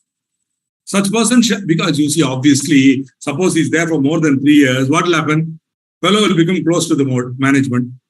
He'll become sort of, not chamcha, but sort of, hamar aadmi, come on, enjoy, have one more large. Tell me what you want. Sir, okay, sir, you do whatever you want. I mean, the suspicion is that some kind of an independence will be lost if he becomes too close. Even forget monetary transaction. There will be an emotional dependence. You got my point? There'll be an emotional dependence. After 3 years, he becomes sort of, hey, I know you guys, yeah. You won't make. I am so close to you, like that. So the closeness will come. So they say 3 years later, you get out, get a new guy there. On the expiry of their tenure, such director shall be eligible for reappointment. Such person shall not suffer from any disqualification prescribed under 164. We already saw that. Okay. How many companies can he be a director as a small shareholder director? No person shall hold the position of small shareholders director in more than 2 companies at the same time, provided that the second company in which he has been appointed shall not be in a business which is competing or is in conflict with the business of the first company. Obviously, he can't be here and there because sitting in the board, he'll be privy to many confidential information. He'll become aware of confidential data. So the other company should. So, for example, I'm already, okay, why me? You are already on the board of directors of Mahindra and Mahindra. Now, we want to appoint you, for example, in Maruti, so that every time Mahindra does something, you will come and tell us. So you should not be. Both are in automobile, motor business. No, not possible. They should not be in competing business or conflicting business. Okay. Somebody asked me a question the other day. How many companies can a person be an independent director? Yeah. I see the break, please. Just give me time. Usually, I will break at 8. But what I will do is, I will just give me a logical point to stop. Himani Jain, give me a logical. Okay, I agree with you. You need a break. I don't need a break. मैं बुढ़ा है, but मुझे break नहीं चाहिए. I can go on and on 6 hours, 3 hours talking. But you people need a break. 100% I agree with you. So give me a break. I will give you a break. But give me a break. Allow me to complete till one point. Logic. At 7:45, I'll give you a break. Okay, Ji? Himani Ji? Okay? Which is difficult, huh? Listening or speaking? Obviously, listening is more difficult. Speaking, any donkey can do. Okay, no problem. I will give you a break, 7:45. Just hold on. Hold on. Okay. Fine. Chalo. Somebody asked me a question, which is whether how many companies in which a person can be independent director. My humble answer is no limit except 20 or 10. 10 public, 20 in all. Subject to that limit, obviously, 10 will be the limit. Why? Because public companies 10, and only public companies have to appoint or listed companies. So 10 will be some sort of a logical limit in my humble view. Otherwise, there is no limit. But for small shareholders director, there is a limit of 2. And that second company cannot be in a competing business or a conflicting business. Okay. Now, the small shareholders director will vacate office, means lose office, if he incurs any disqualification specified in 164. Kya hai 164? Next class mein, not now. When we come to qualifications and disqualifications, I'll talk. Similarly, the office of the director becomes vacant in pursuance of 167. These 2 sections we will see in the next class or when. As part of appointment and qualifications, we will see. At that time, you will remember. But remember, if he incurs any of those disqualifications of 164, he will vacate office as a small shareholder. Similarly, if he vacates office under 167, automatically he will cease to vacate office as a small shareholders director. Right? But I seriously don't see the point, because if he's going to vacate office as director, automatically he will vacate as small shareholder. But 167 applies to this thing.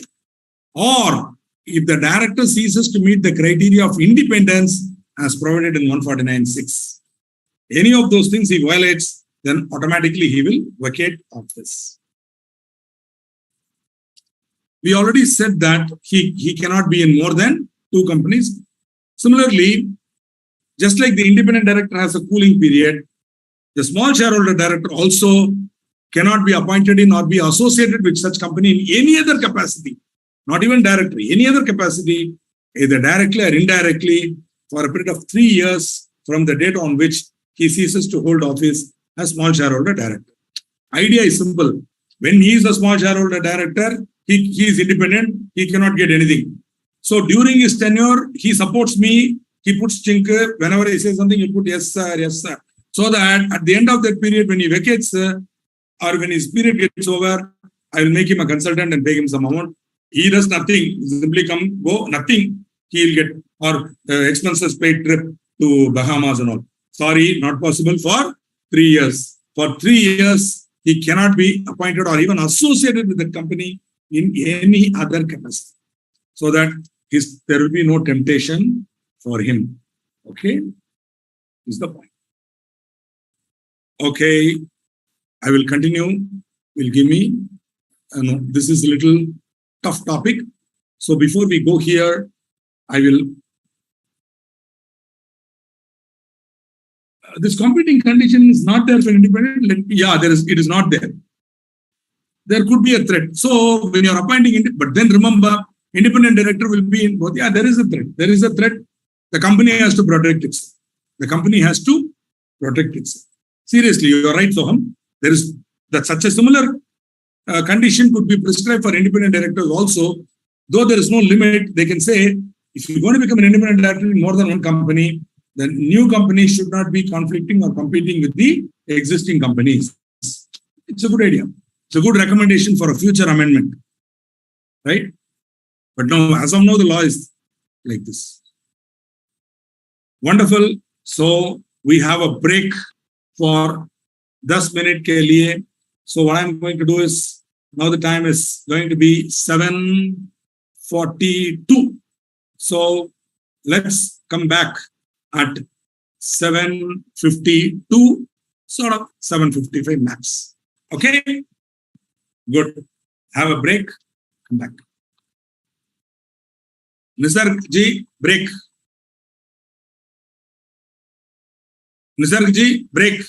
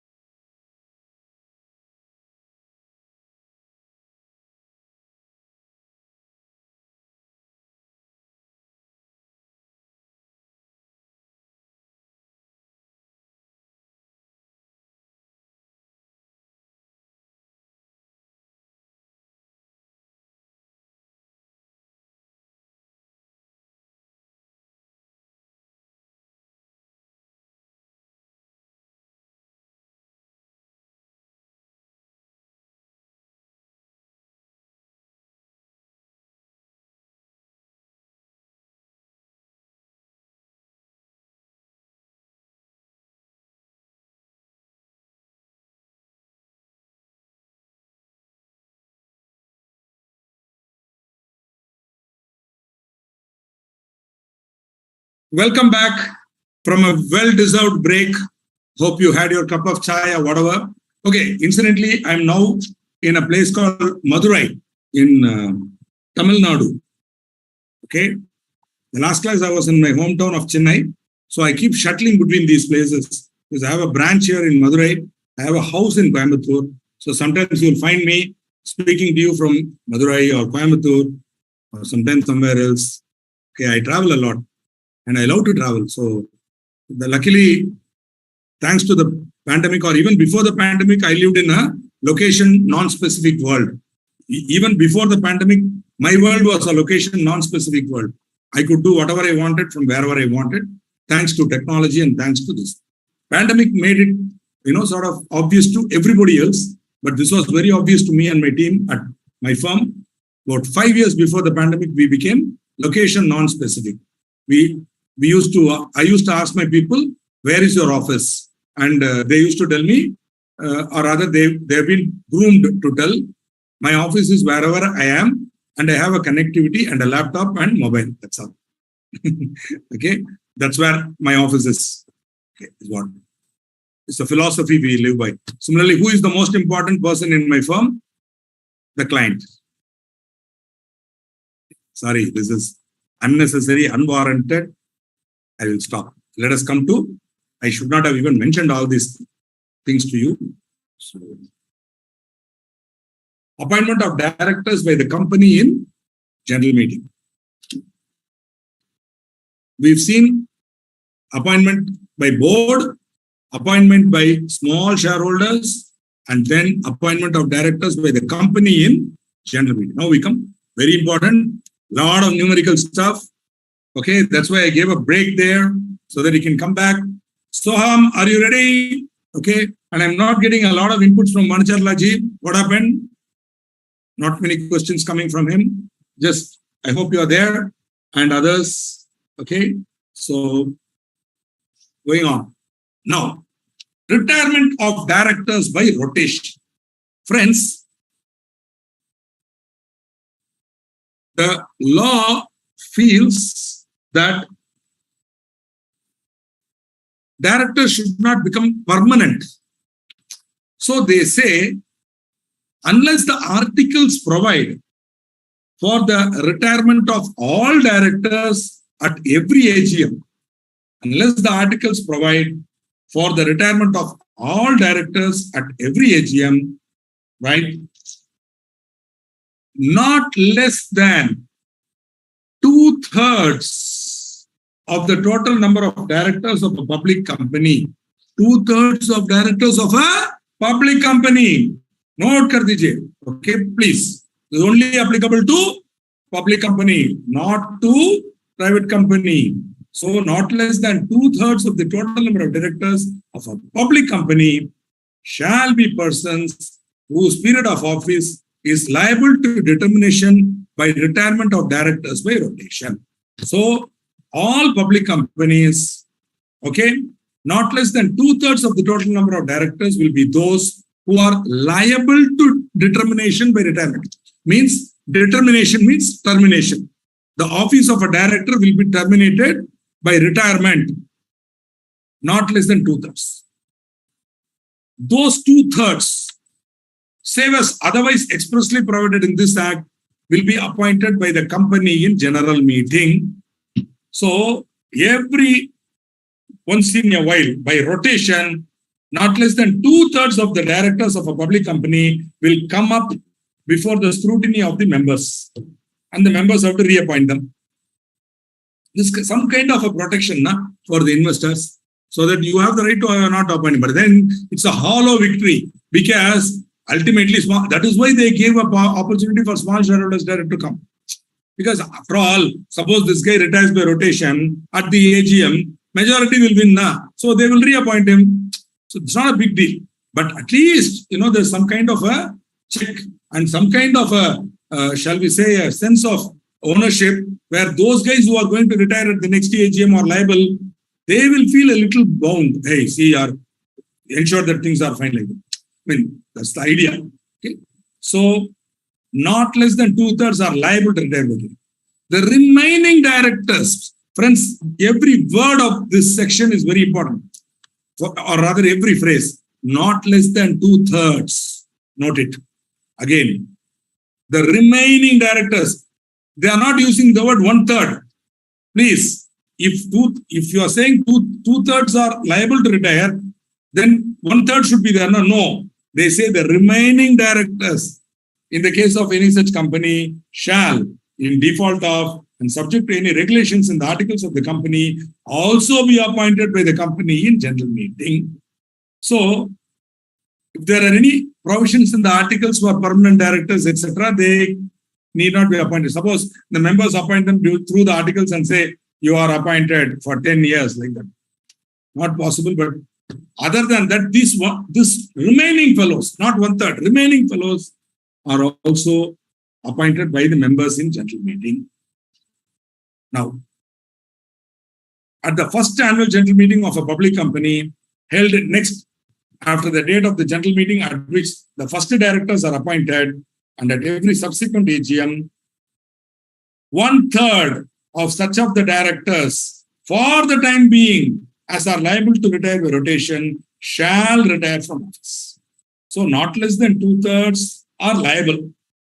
Out of that 2/3, 1/3 of such directors who are liable, this out of such 2/3, 1/3 shall retire at the ensuing annual general meeting.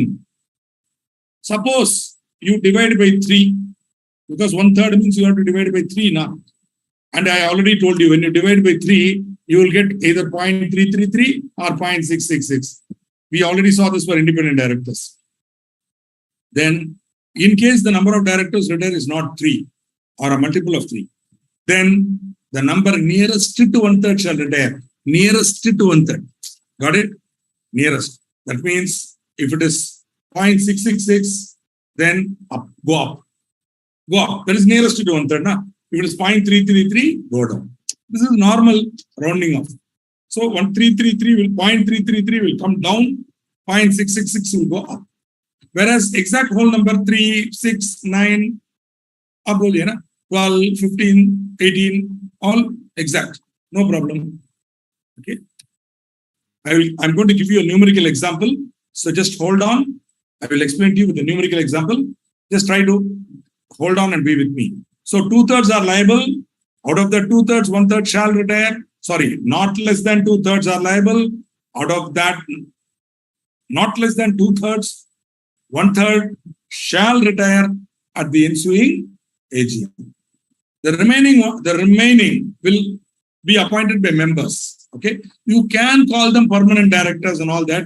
Sometimes, even in the Institute Cup material, I'm sorry to say, sometimes we find the words rotational director or non-rotational director.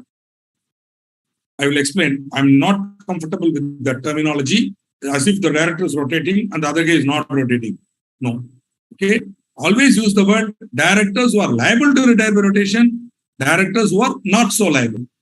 This is better usage, shall we say, better English, puristic approach. But if you still want to shortcut it and use the words like rotational director, non-rotational, I have no issues about that. But then humble request to students of mine who want to become as pure in the language as I would like you to be, kindly avoid using words like rotational director, non-rotational. I know it's a little tough to write directors who are liable to retire by rotation. Try. See, we are members of the institute. I already told you now. We should be more accurate and pure. Our language should be so good, right? Should not be ungrammatical. Right. The directors to retire by rotation are those who have been longest in their office. So, not less than 2/3 are liable. Out of that, 1/3 shall retire. Suppose everybody was appointed on the same day, then, I mean, more than, see, there are so many guys. Who will retire out of that? Those who have been longest. See, you have decided that 1/3 will. So, you have decided 3 fellows are going to retire at the next AGM. For example, total number of directors, 9. This is a simple example. Total number of directors, 9. 2/3, 6. Liable to retire, 3. 1/3 of 2/3, 1/3 of 6 is, I'm sorry, 1/3 of 6 is 2. So 9, 6, 2. Right? Now, there are totally 6 guys now. Out of those 6 guys, which 2 will retire? That is decided by deciding who was the longest in office. Whoever was appointed earliest will go out first. So FIFO, first in, first out. Older, first. Suppose there are 6 guys. Out of the 3 guys were appointed on the same day. Then how do I decide? I have to select 2 out of those 3. Then we will ask them to talk to each other and decide. Agreement. Or else I have another idea, I used to say, again, tongue in cheek, this is Srikanth talking. I used to say, send them into a room. Whoever comes out will not retire. Sorry, that sounds little like Gabbar Singh, na? More like Gabbar Singh, Sholay ka Gabbar Singh. Then I will start. So you have a choice. Russian roulette. I don't know if you know what I'm talking about. Gabbar Singh and Sholay. Amjad Khan and Sholay. Anyway, in the absence of any such agreement, it shall be determined by lot. You just have to write out their names in a paper, hold it, shake, throw, ask a small child to come and pick 2 names. Those fellows will retire. That is all. The law is very clear how it will be done, right? So whoever is longest in office will retire. If there are if there are more people who are to be determined, then between them some agreement. No agreement, then lot. All solved. Vacancies created by such retirement may be filled up at the same AGM. The best way to understand this section is to get hold of a notice of AGM of any company, listed public company or a public company. Even in your own office where you do articles, there will be some notices. Where they would have filed the NCA thing. Just take it over and see. There will be an agenda item for the AGM. Mr. Donkey and Mr. Monkey, who are retired at the ensuing AGM and have expressed their willingness to be reappointed in case they are so reappointed. The Board of Directors recommends that they should be reappointed. This is the usual agenda item. This is exact example of retirement by rotation. That is, out of the total board strength, 2/3 are liable. Out of that 2/3, 1/3 shall. Donkey and Monkey are those 2 fellows. So the board is telling, hey, these 2 guys are retiring by rotation. You guys, we assure you they are still good chaps. You elect them. So then it's up to the members to elect them or not at the AGM. But usually they'll be elected. I have never seen, Jana, same date appointment, you got the answer? Okay, same date appointment, I gave the answer. Na? Just confirm that you got the answer. Same date appointment, I told you, agreement amongst themselves. They don't come to an agreement. By lot, I told you, write out their names on pieces of paper, fold it, okay, and then shake it, throw it on the table, ask a small child or somebody to come and pick up blind, then open the paper. Whoever name comes, they will retire. So select 2, write down all the 3 names, shake, throw, select lots, Select 1, Donkey goes, next Monkey goes, that's all. Remaining 1 more fellow is there, escape, go, run. Okay, next year we'll see. Okay, of course, next year that fellow will surely retire. Why? Because he will be the longest between the rest. Amongst the rest, he will be the longest. So he will go anyway next year. Okay, wonderful.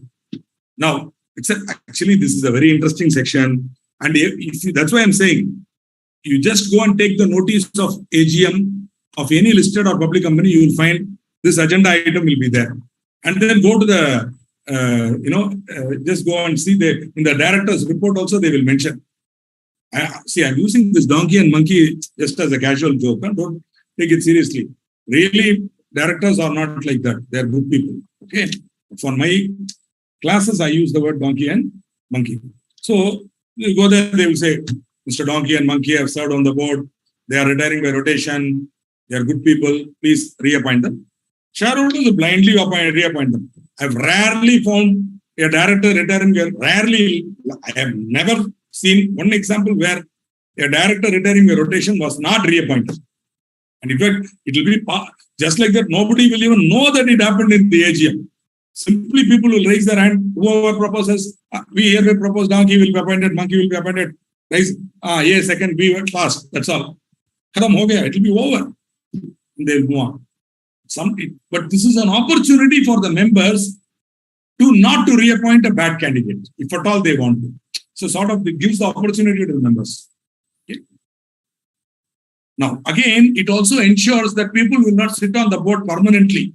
So they will come up for reconsideration at least once in the period. Now, total number of directors shall not include independent directors, whether appointed under this act or any other law for the time being in force. Since small shareholder directors are also equal to independent directors, that number should also not be included in total. My humble view, because you can always argue they are only talking about independent directors, but small shareholder kavala also not to be included. But other than this, everybody is included. Got it? There is also a view that nominee directors should not be included. I agree. IDBI nominee need not be included. Why? Because the IDBI Act clearly says when IDBI nominates a director, that director will not retire by rotation. He should not be counted for retirement by rotation. Got it? But other directors, I don't see such similar thing. But if such contractual obligation is there, then you should not. If you contractually agree that he will not retire by rotation, then he will not retire.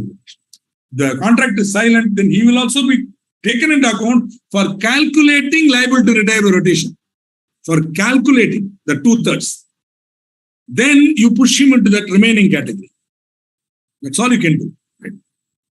I know this sounds a little complicated. Let's see if this example could help you to understand. Let's see. Total strength, exclude independent small shareholders. Then on the total strength, calculate 2/3. Not less than 2/3. Means what? Suppose you divide by 3 and you get 0.33. You will round off to the lower or to the higher. Friends, for not less than 2/3, you will always round off to the higher number. Any fraction being taken as 1. Do you remember? Independent directors. Similarly, not less than, suppose the answer you get when you divide by 3 is 2.33. Suppose you round it off to 2, it will be less than 2/3 now. It will be less than 2/3 now. Therefore, you should always round off to the higher number. Now, if you do that, the remaining may not be 1/3, yeah? Numerically, it may not be 1/3. That is why they intelligently, the Britishers, when they drafted this section, no credit to the MCA or to any Indian. This was a British drafting. They clearly said remaining directors, not 1/3. Because it cannot be 1/3. If you're going to round off to the higher, it may not always be 1/3. If it is exactly divisible or 2/3, this may be 1/3. But if it is 3.33, then when you round off higher, the other number may not be exactly 1/3. Got it? Out of that 2/3, 1/3 of those liable to retire shall retire at the next stage. Let us see a number. So total strength 3, liable to retire 2, 2/3. Remaining not so liable 1. 1 minus 2. Are you able to understand? In this case, it's 1/3. Shall retire 1/3 of 2, which is 0.666 rounded off to 1 year. You can't have 0.666 directors. Now, so like that, I've given this 4, 2.666 equal to 3. No problem. 3, 4 minus 3, 1. Okay. 1, again, 1. No problem. Shall retire 1/3 of 2. Okay. Got it? 1/3 of second column. 3. 1/3 of 3 is 1. Like that. 3.333. Please note, it becomes 4. 5 minus 4, 1. Got it? And so on. So I think this diagram is self-explanatory. I do not waste your time. Right?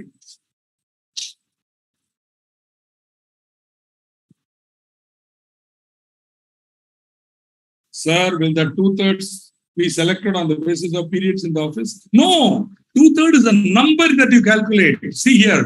2/3 is no identity. For calculating 2/3, no identity.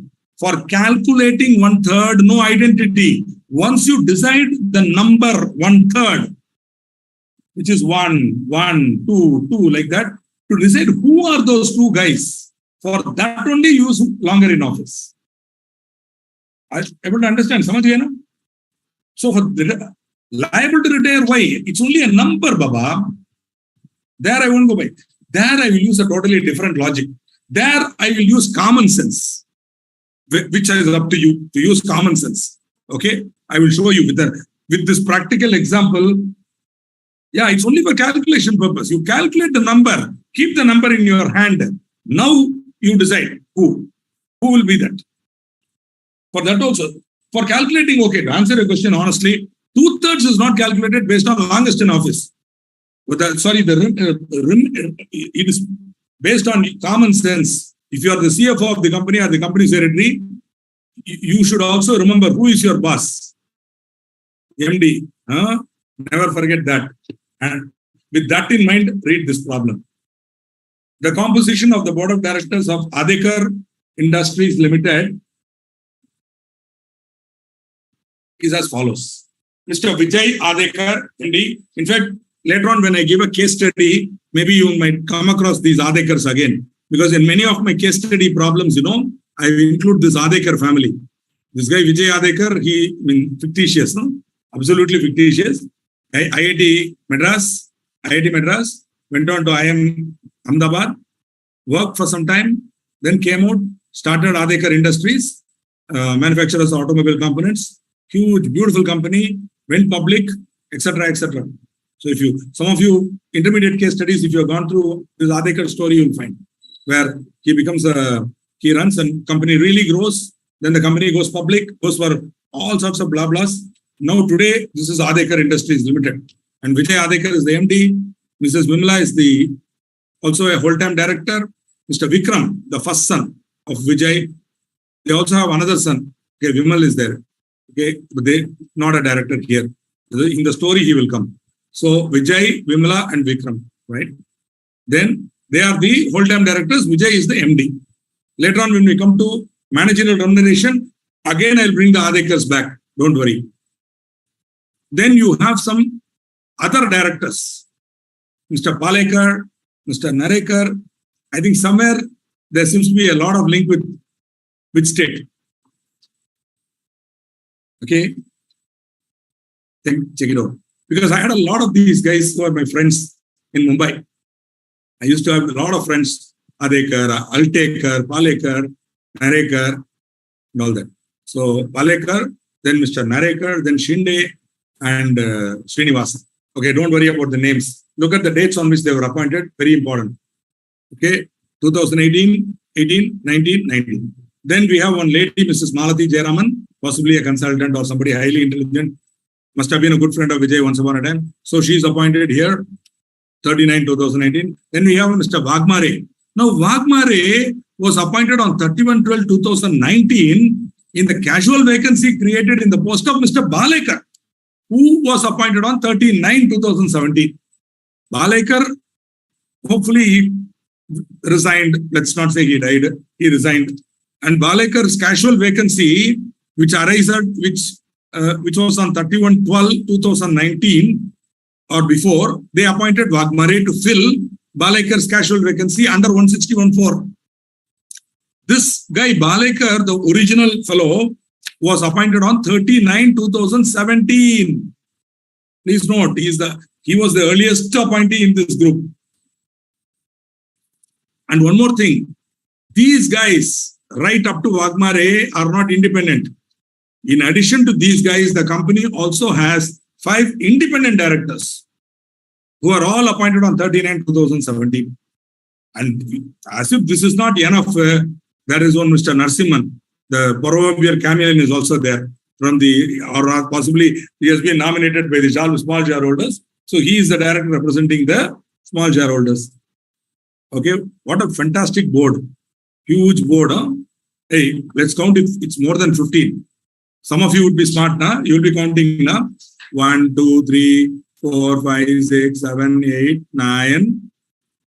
9 plus 5, 14 plus 1 Narasimhan, 15. I'm not violating the maximum. If so, what I should do, yaar, I should pass a special resolution. That's all.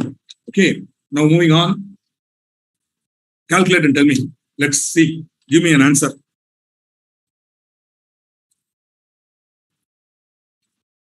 Let us see. How many directors are liable to retire? So you put like how many, you give one number.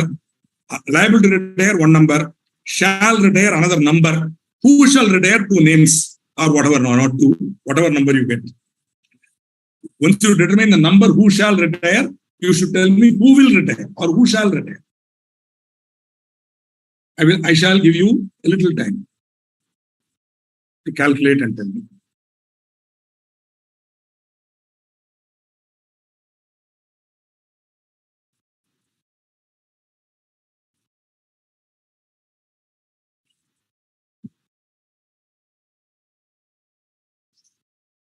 See, Jana, you have put 2. What is 2? 2 is what? Like, see, Soham has clearly put 4 liable to retire by liable to retire. Jana, now I got it. Liable to retire 2. Got it. Wow. Actually, the way you are writing it is the latest way of writing. Using instead of B, you will use the A, liable. Why 3 there? I don't know why the 3 is coming. Actually, yeah, the Gen Z, no, they only text. There's the text language is there, where you don't use proper alphabets and all. You use numbers and all that. That's the latest trend. I'm trying to learn that language actually. How to text like that. Even my wife uses that. She will not completely write the whole word and all.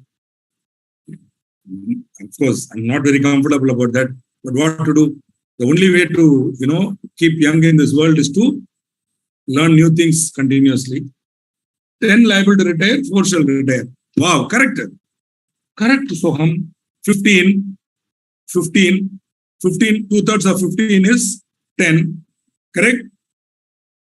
10 divided by 3 is 2.33. Am I correct? No, I'm very weak in 3.33. 3.33 will become 4. Soham, are you right? Can you recheck your answer once? In the light of one information I gave you about independent directors and small shareholders directors. See, independent directors and small shareholders directors are not liable to retire by rotation. They are also not to be included. Got it? For calculation also. So first you remove them from TS. You remove them from TS. Okay? Which means 15 minus 5 independent and 1 Narasimhan small, gone 9. Now, fairly simple. See, one thing, I'm very weak in arithmetic. Very afraid of numbers. See a number, I shiver, adding, especially division and all. Nowadays, I will never do on my own calculator or Excel. Never I will do calculation. Always afraid. The minute I see numbers, I'll shiver. How I became a rank holder, don't ask me. Struggled to master numericals. Maths, I was weak. And in those days in 87, when I wrote the exam, maths was there in the intermediate syllabus. They had mathematics and statistics. Of course, I got 50 out of 100, but struggled. It's good. So 2/3 is 6, 1/3 is 2. Remaining directors not so liable is 3. Right? Don't say 1/3. Not so liable. Okay. Also, don't use the word rotational, non-rotational. It's not as if these 6 guys are rotational directors. And one more thing, my dear friends, hey, Soham, nobody is wrong. Einstein learned 999 ways how not to make a bulb, electric bulb. Einstein learned 999 ways how not to make a electric bulb. So you learned one method by which you should not calculate liable to retire rotation. Okay? Good. Now, coming to the point, you've got one more thing. This rotational, non-rotational is not some permanent thing. You determine it before every AGM. You have to sit, you have to do this calculation, you have to take the list of directors and decide who. So it is not some permanently one fellow is non-rotational, one fellow is rotational. No, you can change. But think about it. In this case, who will be liable, who will not be, who will push here and who will keep there. See, boss, you got options one. You got the three Adekars here. Vijay, Vimal, Vikram. Now, you go to Mr. Vikram Adekar and tell him, Mr. Vikram, section, what was some nonsense section of the Companies Act, whichever section, if you remember, it will be great. Okay, which I don't, obviously. Mr. Vikram, under that section, you have to retire by rotation at the next AGM. Now, you are the CFO of the company. You know what Vikram will go and tell his father, Vijay? Papa, that CFO is coming and telling me to retire in the next AGM. What do you think? Did he say so? Call him, sack him first. Whatever. Or at least make life miserable for that fellow from now on. So if you are a smart CFO, what you will do? You will take Vijay, Vimala and Vikram and put them in 3. The remaining directors, these 3. 6, you got Palekar, Narekar, Shinde, Srinivasan, Malti Jayaraman, Vagmare, etc., etc. Take one of them, yeah. What do you say? Of course, you can always go to Mr. Palekar politely and tell him, or better still, you ask Vijay or Vikram to tell, this CFO, some nonsense Companies Act, Palekarji, some retirement by rotation, nonsense. Don't worry, Baba, we will just put your name, then we will reappoint you, Baba, please. Now, Vijay or Vikram can say that and Palekar won't mistake or Malati won't mistake. But if you tell Vikram, you retire, boss, you are really courageous man, yeah. So now we understand what I mean. How to decide 6 and 3, only common sense and prudence will decide it. Okay, not law. But once you decide 6, Palekar, Narekar, Shinde, Srinivasan, Malati, Vagmare, then 2 will have to come only out of this pool. Got it? So how that will be done? Anybody? Whoever is longest in office. Now comes the problem. Between Palekar and Narekar, I have no problem. 2 people I need. Palekar and Narekar are eagerly waiting because 2018, senior most in office, get out. But unfortunately, Vagmare was appointed in a casual vacancy created at the post of Balekar. No, Balekar was appointed on 39. 39, 2017. So he's senior to even these 2 guys. Now tell me how it will happen. In my humble view, Vagmare has to go. Because you remember what is the rule? Guy appointed in casual vacancy can hold office only for the remaining period of office of his original appointed predecessor. So however long Balekar can be, only so long Vagmare can be there. So Vagmare has to go out now, 100% he has to go. Then the remaining 2, Palekar and Narekar, you know very well, agreement there. Otherwise, lot. Okay. Decide. This is my humble answer. Of course, I look forward to your view also. The numbers you have got it correct. Who shall retire? I hope my approach you like. So 5 independent out, Narsimhan out. Vijay, Vimala, Vikram, folded arms. G, please, you are in the remaining category. He also will bless you and go. Then Palekar, Narekar, Shinde. You see Vagmare oldest, get out. Then Palekar, Narekar, between the 2 same day, by agreement or lots. Okay? So between them, say, okay, Palekar says, okay, Narekar, I will go. That's it. Good. Otherwise, if they are not able to come to an agreement, lots. Got it? Okay. Vacancies created by retirement by rotation may be filled at the same AGM. I already told you. If the see, now comes the real pain. Automatic reappointment. Earlier, it used to be called automatic reappointment. Now, the Ministry of Cabinet Affairs or the bureaucrats who decide how this law should be made bad have decided that it will be called deemed reappointment. So, we will use, sometimes because of my, my old knowledge, no unlearning, I may say automatic reappointment. Maaf kar dijiye. When I say automatic reappointment, it shall be deemed to be deemed reappointment. Okay? So, kindly take it. I have also helped you, I hope, to understand what is the deeming provision. Right? Let us say whether see, Dhrithiman Bhaumik comes out with an answer correctly. Maybe he was typing it as I was telling. Beautiful, Dhridiman. Great. You are right. Mr. Wagmare, then Palekar and Narekar. Absolutely correct. Are you able to understand? Okay. Believe me, institute will not ask this type of question. Such a complicated question they won't ask. I am giving this in the class so that you would have faced the worst case. Thereafter, any question asked, the exam would be simple for you. Okay, sir. Now we come to deemed reappointment. If the vacancy is not so filled up and the meeting has not expressly resolved not to fill the vacancy, the meeting shall stand adjourned to the next week at the same place and at the same time. And if that day is a national holiday, to the next succeeding day, which is not a holiday. Means, in case the members they are not aware of section 152, and without knowledge, they don't appoint or even this, they don't even know about 152. So they do nothing. At the AGM, what happens? Nothing is done. But what will happen? By definition, this will apply now. So in about 3 years' time, almost, not less than 2/3 of these fellows will all be coming up for retirement. They would have retired. So to prevent it, they say, if the vacancy is not filled up at an AGM by the members, and the meeting has not expressly resolved not to fill the vacancy. See, when Donkey and Monkey came up for reappointment, retirement by rotation, they came up for reappointment. The members said, no Donkey, no Monkey. Then the members have expressly resolved not to fill the vacancy. Then Donkey and Monkey cannot claim automatic or deemed. But if the members have not expressly resolved not to fill the vacancy, the meeting shall stand adjourned. This is a statutory adjournment to the next week, same place, same time. And if that day is a national holiday, to the next succeeding day, which is not a holiday. Okay?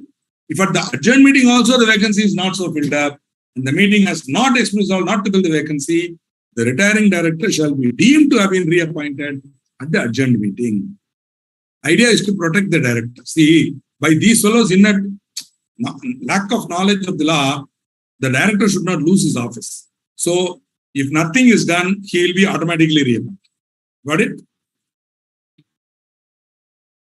Now, we are going to get into one of the toughest and most complicated area in this topic. Why I say toughest? Because not tough for you, tough for me to help you understand. So I'm going to take time. So concentrate. I know it's the fag end of this class. You're feeling tired. Huh? I got up at 4 a.m. in the morning. I traveled by a fast express to Madurai. I've been having back-to-back client meetings till 5:45. And then I had a discussion with my Madurai partner. Now at 6 p.m. I logged in. And I'm not tired. Okay? I'm not tired. Seriously, I'm not tired. I just take 2 or 3 deep breaths, energy comes and I go on. Okay? Please. No, I'm not trying to put you guys down or saying, but being tired, being bored is internal. If you decide you're not bored, if you decide you're interested, you get interested. If you decide you're bored, you're bored. Okay? Manaseva manushyanam bhandha mokshaika karanam. Manaseva manushyanam bhandha mokshaika karanam. It is your own attitude that decides whether you are successful or fail.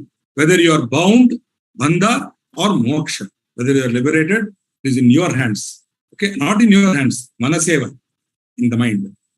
Okay. If at that meeting or at a previous meeting, a resolution for reappointment of the retiring director has been put to the meeting and defeated. See, if at that meeting means what? If at the adjourned meeting or at the previous meeting, we put forth Mr. Donkey to be elected as director. No. Mr. Monkey to be elected as director. No. It was defeated. Now that fellow cannot claim automatic reappointment. Also, if the members expressly resolve not to fill, they will simply say, Baba, forget Donkey Monkey. We will not fill the vacancy now. Let's keep it vacant. In this case also automatic reappointment, no, sorry, deemed reappointment will not happen. We put it to vote and they were defeated. Now, with your permission, again, tongue in cheek, I will tell one story that I usually tell in my physical classes. Invariably, in my physical classes, there'll be a lot of first benchers, especially one boy will be there wearing specs and very seriously he'll be studying. That boy, I will ask him, which college you study? He'll say some college, whichever place. Chennai, he will say Loyola, Vivekananda, whatever. Some college, St. Xavier's, St. Joseph, St. Stephen, whatever college. Okay, whatever. Now, Prince Wellington, I don't know. Prince Wellington even has a commerce stream. But the point here is, I'll ask him, suppose you are studying in a college, you fall in love with a girl. Now you want to propose to her. So in the college campus, you go to her and you tell her, I love you. You tell her, I love you. Now what should the girl do? She should say no. Or she should say yes. Instead, what she is doing? She is looking at the ground and smiling.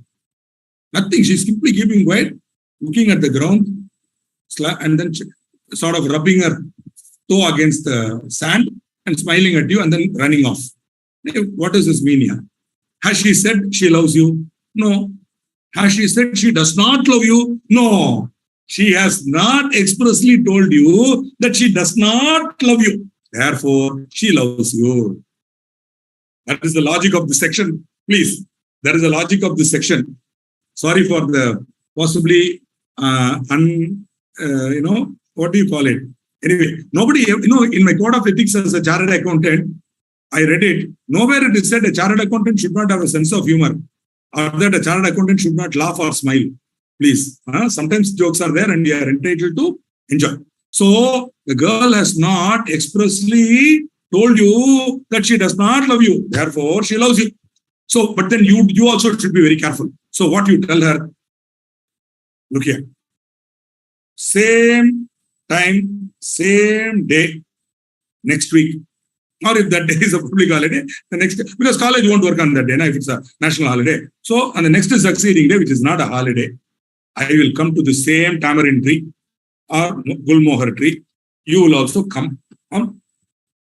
So she also comes, you also go. Again, you ask, do you love me? Again, she does not do anything. She simply gives weight, etc., etc. Suppose she looks at you and when you told her, I love you, she doesn't look at the ground. She looks at you. She says, bye. Bye, John. Gali. In Tamil, we say, Anna. That means what? Then she will tie Raki in your hand, you're gone. Okay? That means what? Vacancies already filled up. That is, that vacancy has been filled up with somebody else. Are you able to understand? If at that meeting, the vacancy is not so filled up, so somebody else has been filled up, yeah, how you can go there? So automatically you're out. Okay, now comes the third example. If at the original meeting under the tamarind tree or at the subsequent meeting, she looks at the ground, not to do all this rubbing the toe stuff. She takes the slipper and shows you. What does that mean? Your appointment was put to vote and defeated.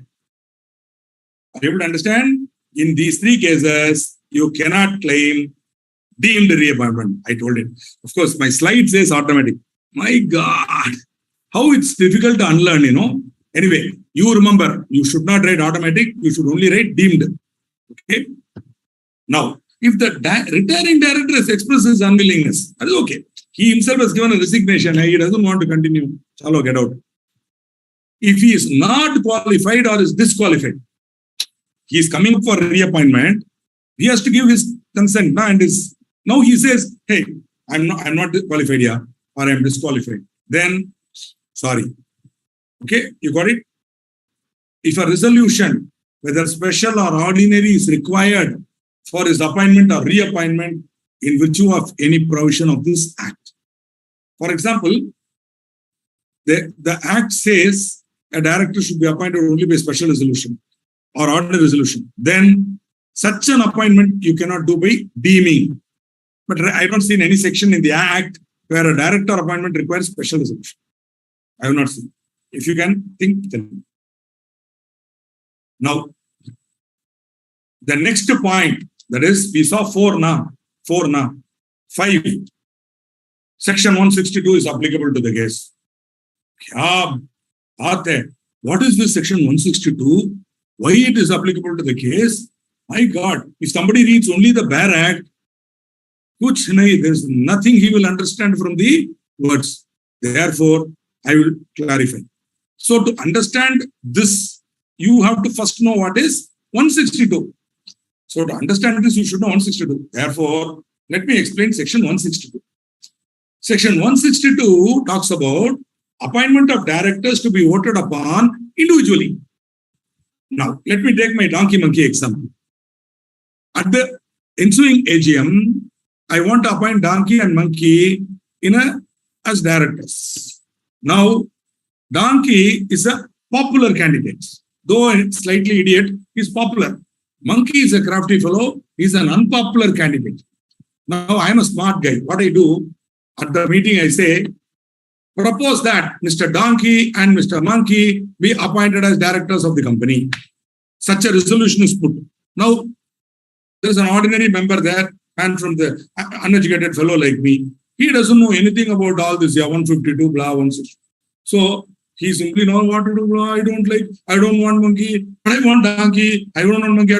Finally, shallow. For donkey, I will accept monkey. The idea is, you are trying to tie up an unpopular candidate with a popular candidate. So that is not correct now. That is why 162 says, at a general meeting of a company, a motion, that means proposal, for the appointment of 2 or more persons as directors shall not be made by a single resolution. See, the way I proposed it is wrong. 162 prohibits it. If you want to have donkey monkey, you should do 2 resolutions.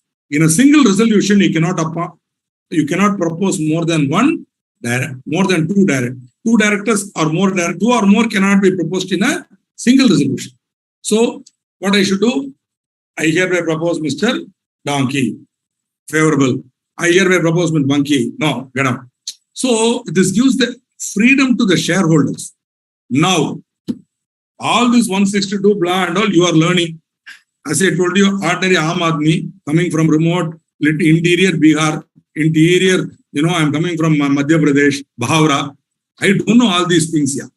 So but I'm a shareholder, I got money, I have got huge land and all, I invested in our company. I'm coming for the AGM in Indore, and you are telling all these things. What I will understand, donkey, monkey, I go. Even if such a motion has been made, okay, if there is a motion in contravention, even though I have not raised any objection to it, even though the shareholders are not objected to it, such a resolution moved in contravention of this provision shall be void. See, as I told you, I'm Aam Aadmi boss. I just come, I came, I feel bad, but what to do? I'm not aware of company law and all. You guys are highly educated. I'm not. So I don't object. Nobody objects. All of us are coming from remote parts of Kadaknath and all. I don't know. Indore we come, you are the MD. Oh, okay, chalo, bhaiya, chalo, we go. But when we go out, we say, hey, we have to elect that monkey. What to do? But what to do? We didn't object. Even then, the appointment of donkey and monkey is void. Got it?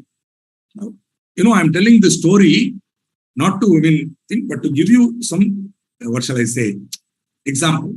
So don't take me otherwise. Okay. Now, okay, sir, this is one example where I'm tying popular, unpopular. But there might be a closely held company, where everybody is known to everybody, no objections. So in those cases, would you still want to do one by one? Five fellows are there. So somebody will say, come on, Mr. Chairman, I propose that we put all these fellows on a single resolution. Proposal has been made.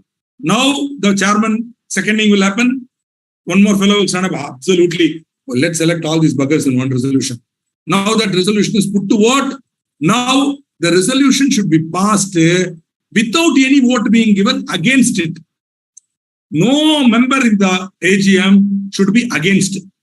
So even if one hand goes up against, see, normally when a resolution is put to vote, the chairman will ask, all those in favor, raise your hand. They will raise. It's called voting by show of hands. You know that. Then anyone to the contra, means anybody against. Then 1 or 2. Then you know very well, ordinary resolution, special resolution. You are all expert in that. Number of votes cast against, vote for and all. But here, in this case, when there's a 162 proposal that more than 2 directors we put on a single resolution, the chairman will not ask all those in favor.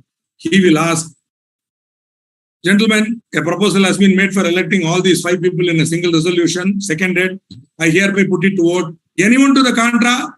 That's all. Even if one hand goes up, gone, you have to do it individually. But nobody is raising the hand, all are keeping quiet. Motion passed without any vote being given against it. Okay, so that is to give, see, for example, in a genuine case, go ahead. But non-genuine case, without any objection, it has been passed. Even though there is no objection, the appointment is void. Got it? A motion for approving a person of appointment shall be treated as a motion. See, motion, proposal, same. No big difference. Now let us come to this. So section 162 is applicable to the case. I gave you the example of monkey and donkey now. Let us assume that donkey and monkey are both retiring by rotation at that AGM. They are both liable, they are both retiring. Now, both are eligible for reappointment. But what I did, I tied both of them. I put both of them in a single resolution. Nobody objected. The resolution was passed in favor. Means both of them were reappointed. Now tell me, it's a real class, I will get an answer from the students. But here I am asking you a question, but you will try to give me an answer. Donkey and monkey were put in a single resolution. No proposal was made that they should be so put without a single vote being cast against. So the resolution was put to vote in contravention of section 162. Right? And nobody objected. The resolution was passed, which means technically donkey and monkey have been appointed. But what can you tell me about that appointment? Based on your knowledge of this section, what can you tell me about that appointment? Slowly, you are now becoming experts in company law, I hope. You are now learning how to read the law and understand it. Hopefully, I'm presuming I would love that. What can you tell about that appointment of donkey and monkey? A resolution made in contravention of this provision shall be void.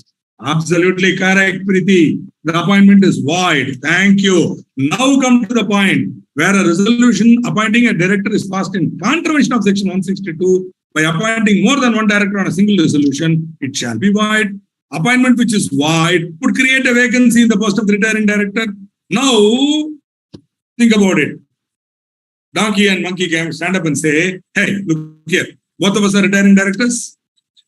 You did not vote. The meeting did not expressly resolve not to fill the vacancy. Not, yes. The meeting has not expressed. You have not filled up the vacancy with somebody else. On the other hand, we got reappointed. The meeting, our resolution was not put to vote and defeated. So we claim deemed reappointment. That is why 152(7) in the 5th says, where 162 is applicable to the case and there is a contravention of 162, any appointment made is void. In those cases, the director cannot claim automatic reappointment because his appointment is void. So he cannot interpret section 152 and say, boss, my appointment at that time nobody voted against. Also, the resolution was not passed expressly resolving that the appointment shall be, that the vacancy shall not be filled up. It was not defeated also. On the other hand, you voted for us. Now we are automatically, we claim deemed reappointment. No, because specifically 152(7)(5) says section 162 is applicable. You cannot claim. This is my interpretation of this provision, the way I see it. So, therefore, you can think about it. Maybe some textbooks will give in a different way. I have given my elaborate explanation. Some textbooks will just gloss over it.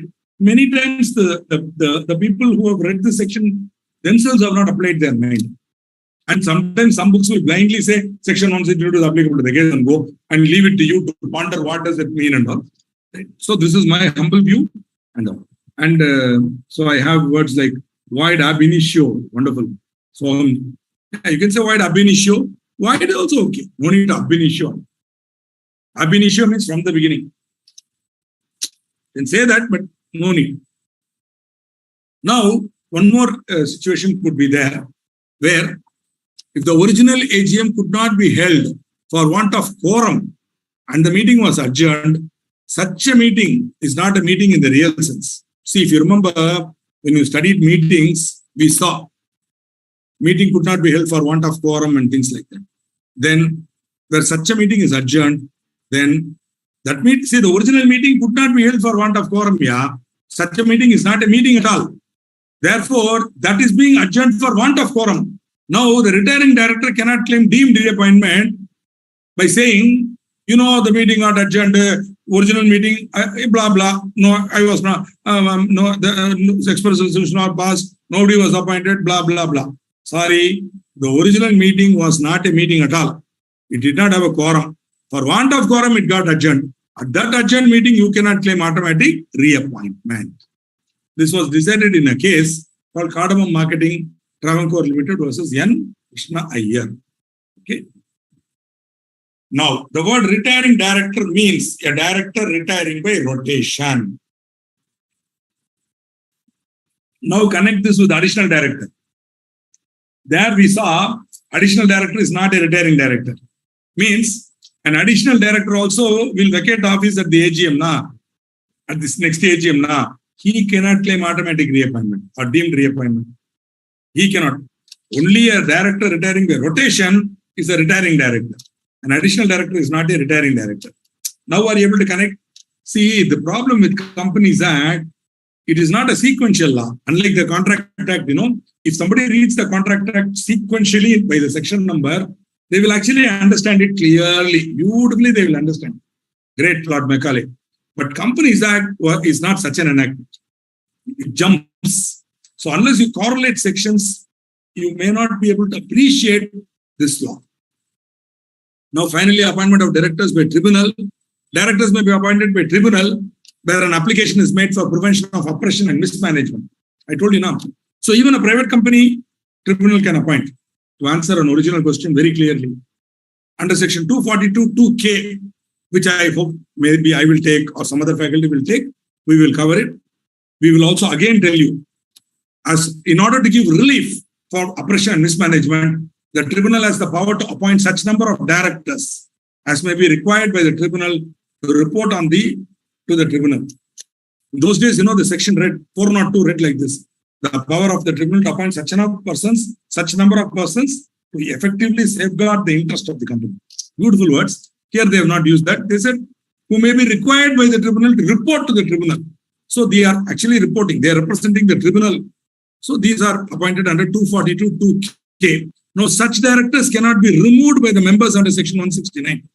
They will not retire by rotation and all. No way. 240, they are immune. They will not be, they are also immune. No penalty and all. They will be on the board. They are actually here to watch. They will not be liable for any penalty, etc., etc. They are representing tribunal on the board. In fact, if they have been appointed the board, then the company is in deep trouble.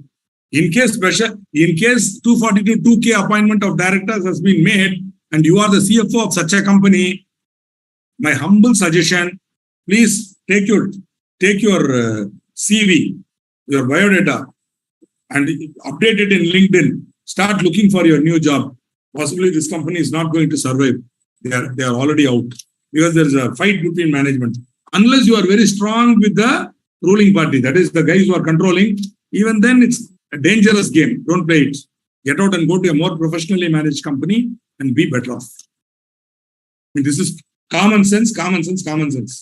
Okay. You will not find this anywhere in the Companies Act or even in the ICAI material or anywhere. This can be told only by a senior to a junior in private or like this. That is the greatness of our institute and the beauty of articles and all that. We get a lot of opportunity to speak to you for 3 years. We give you our words of wisdom.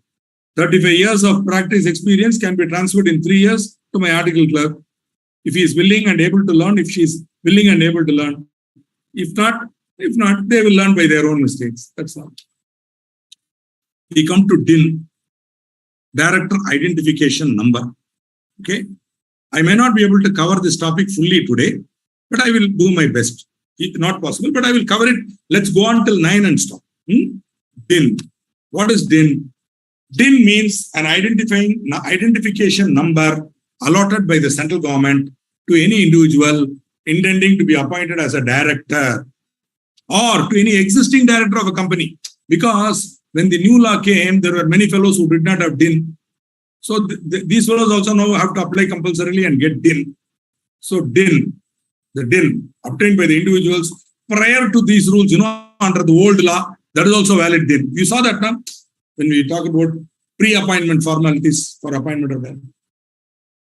So in case DIN includes DPIN, that is the Limited Liability Partnership Act, which possibly you studied in intermediate.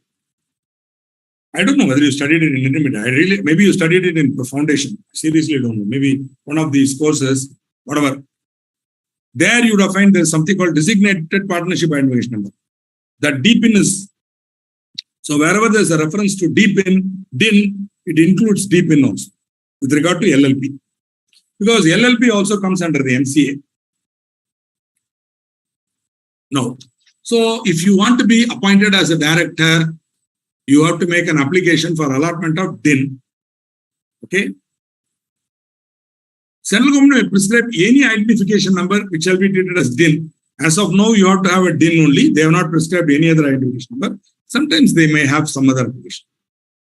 All DINs allotted to individuals by the CG before commencement shall be deemed to have been allotted to them under these rules. So, existing DINs are valid. The DIN so allotted is valid for a lifetime and shall not be allotted to any other person. After he dies, the DIN dies with him. He's retired. The DIN is retired. No more. No individual who has already been allotted a direct identification number under section 154 shall apply another DIN. So 2 DINs, not 2 PANs criminal offense.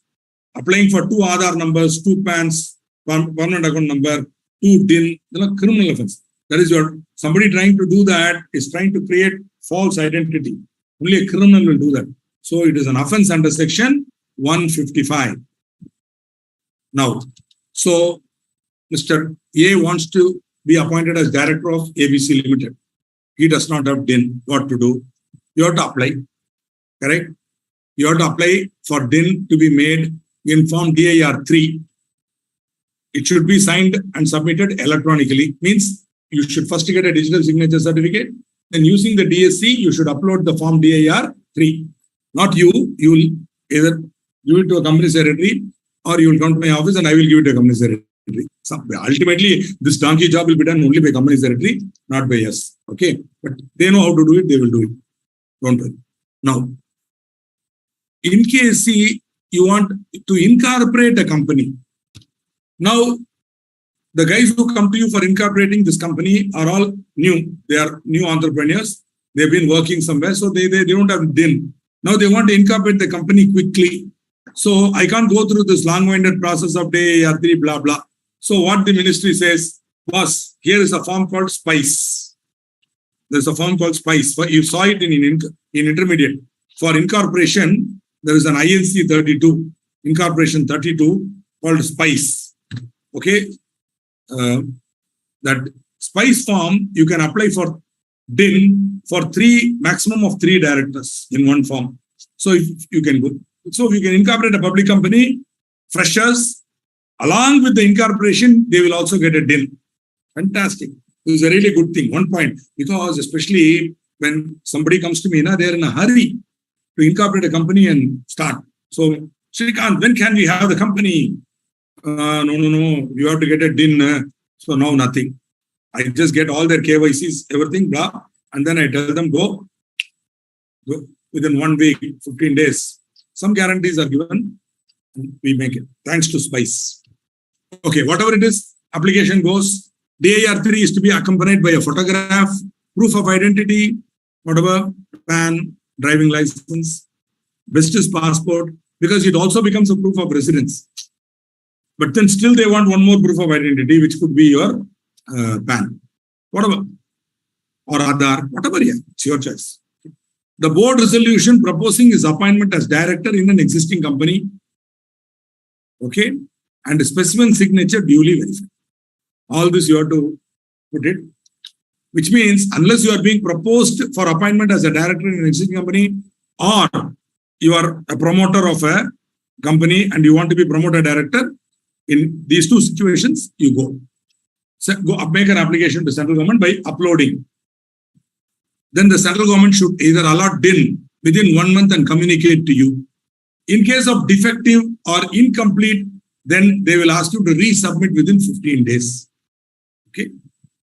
Now this DIR3 is to be signed and submitted electronically using his or her own digital signature certificate. Shall be verified digitally by a company secretary also in full-time employment of the company or by the MD or director. So this is also necessary in which the applicant is intended to be appointed. Now, all this formality now is only for DIR3 route. Board resolution, blah, blah, is only for DIR3 route. Obviously, it is not for SPICE because SPICE is at the time of incorporation. So that one. So central government should either allot or inform you to resubmit. In case they will ask you to give all sorts of things. One of the things they will ask is last name. Boss, my name is S. Srikant. My father's in Tamil Nadu, we don't have surname. So my last name is, I don't know. But I'm S. Srikant. So is my last name Srikant? Chalo. Is my first name yes? Chalo. Sometimes I'm known as Sridharan Srikant. Okay, whatever. Suppose the person does not have a last name, then his or her father's or grandfather's surname shall be mentioned. Baba, my father does not have a surname. My grandfather does not have a surname. We only have initials in South India, especially in this Tamil Nadu state. We have only initials. MG Ram, that is Kerala. But even in Kerala, we have Taravada. Or in Andhra, we have family name. But we will not have surname. Anyway, so some surname should be there. Okay, that's all what to do. Okay, sorry.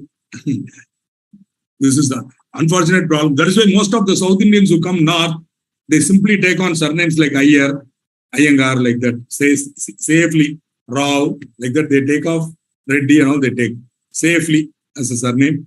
But we poor Tamilians, especially the Dambrans, no way. I cannot do anything. Okay. Especially in Tamil Nadu, I cannot do anything. Okay. Now, it's a wonderful point in time to stop. I wanted to have a century today. That is 100, but not fair. Already Himani will be very tired. So let me stop for the day. Hope today's session was interesting. Hope you learned something more about company law. Hope you learned to enjoy this subject the way I enjoy this subject, especially learning and teaching this subject. Looking forward to more interaction from all of you and wishing you all a good night. Bye.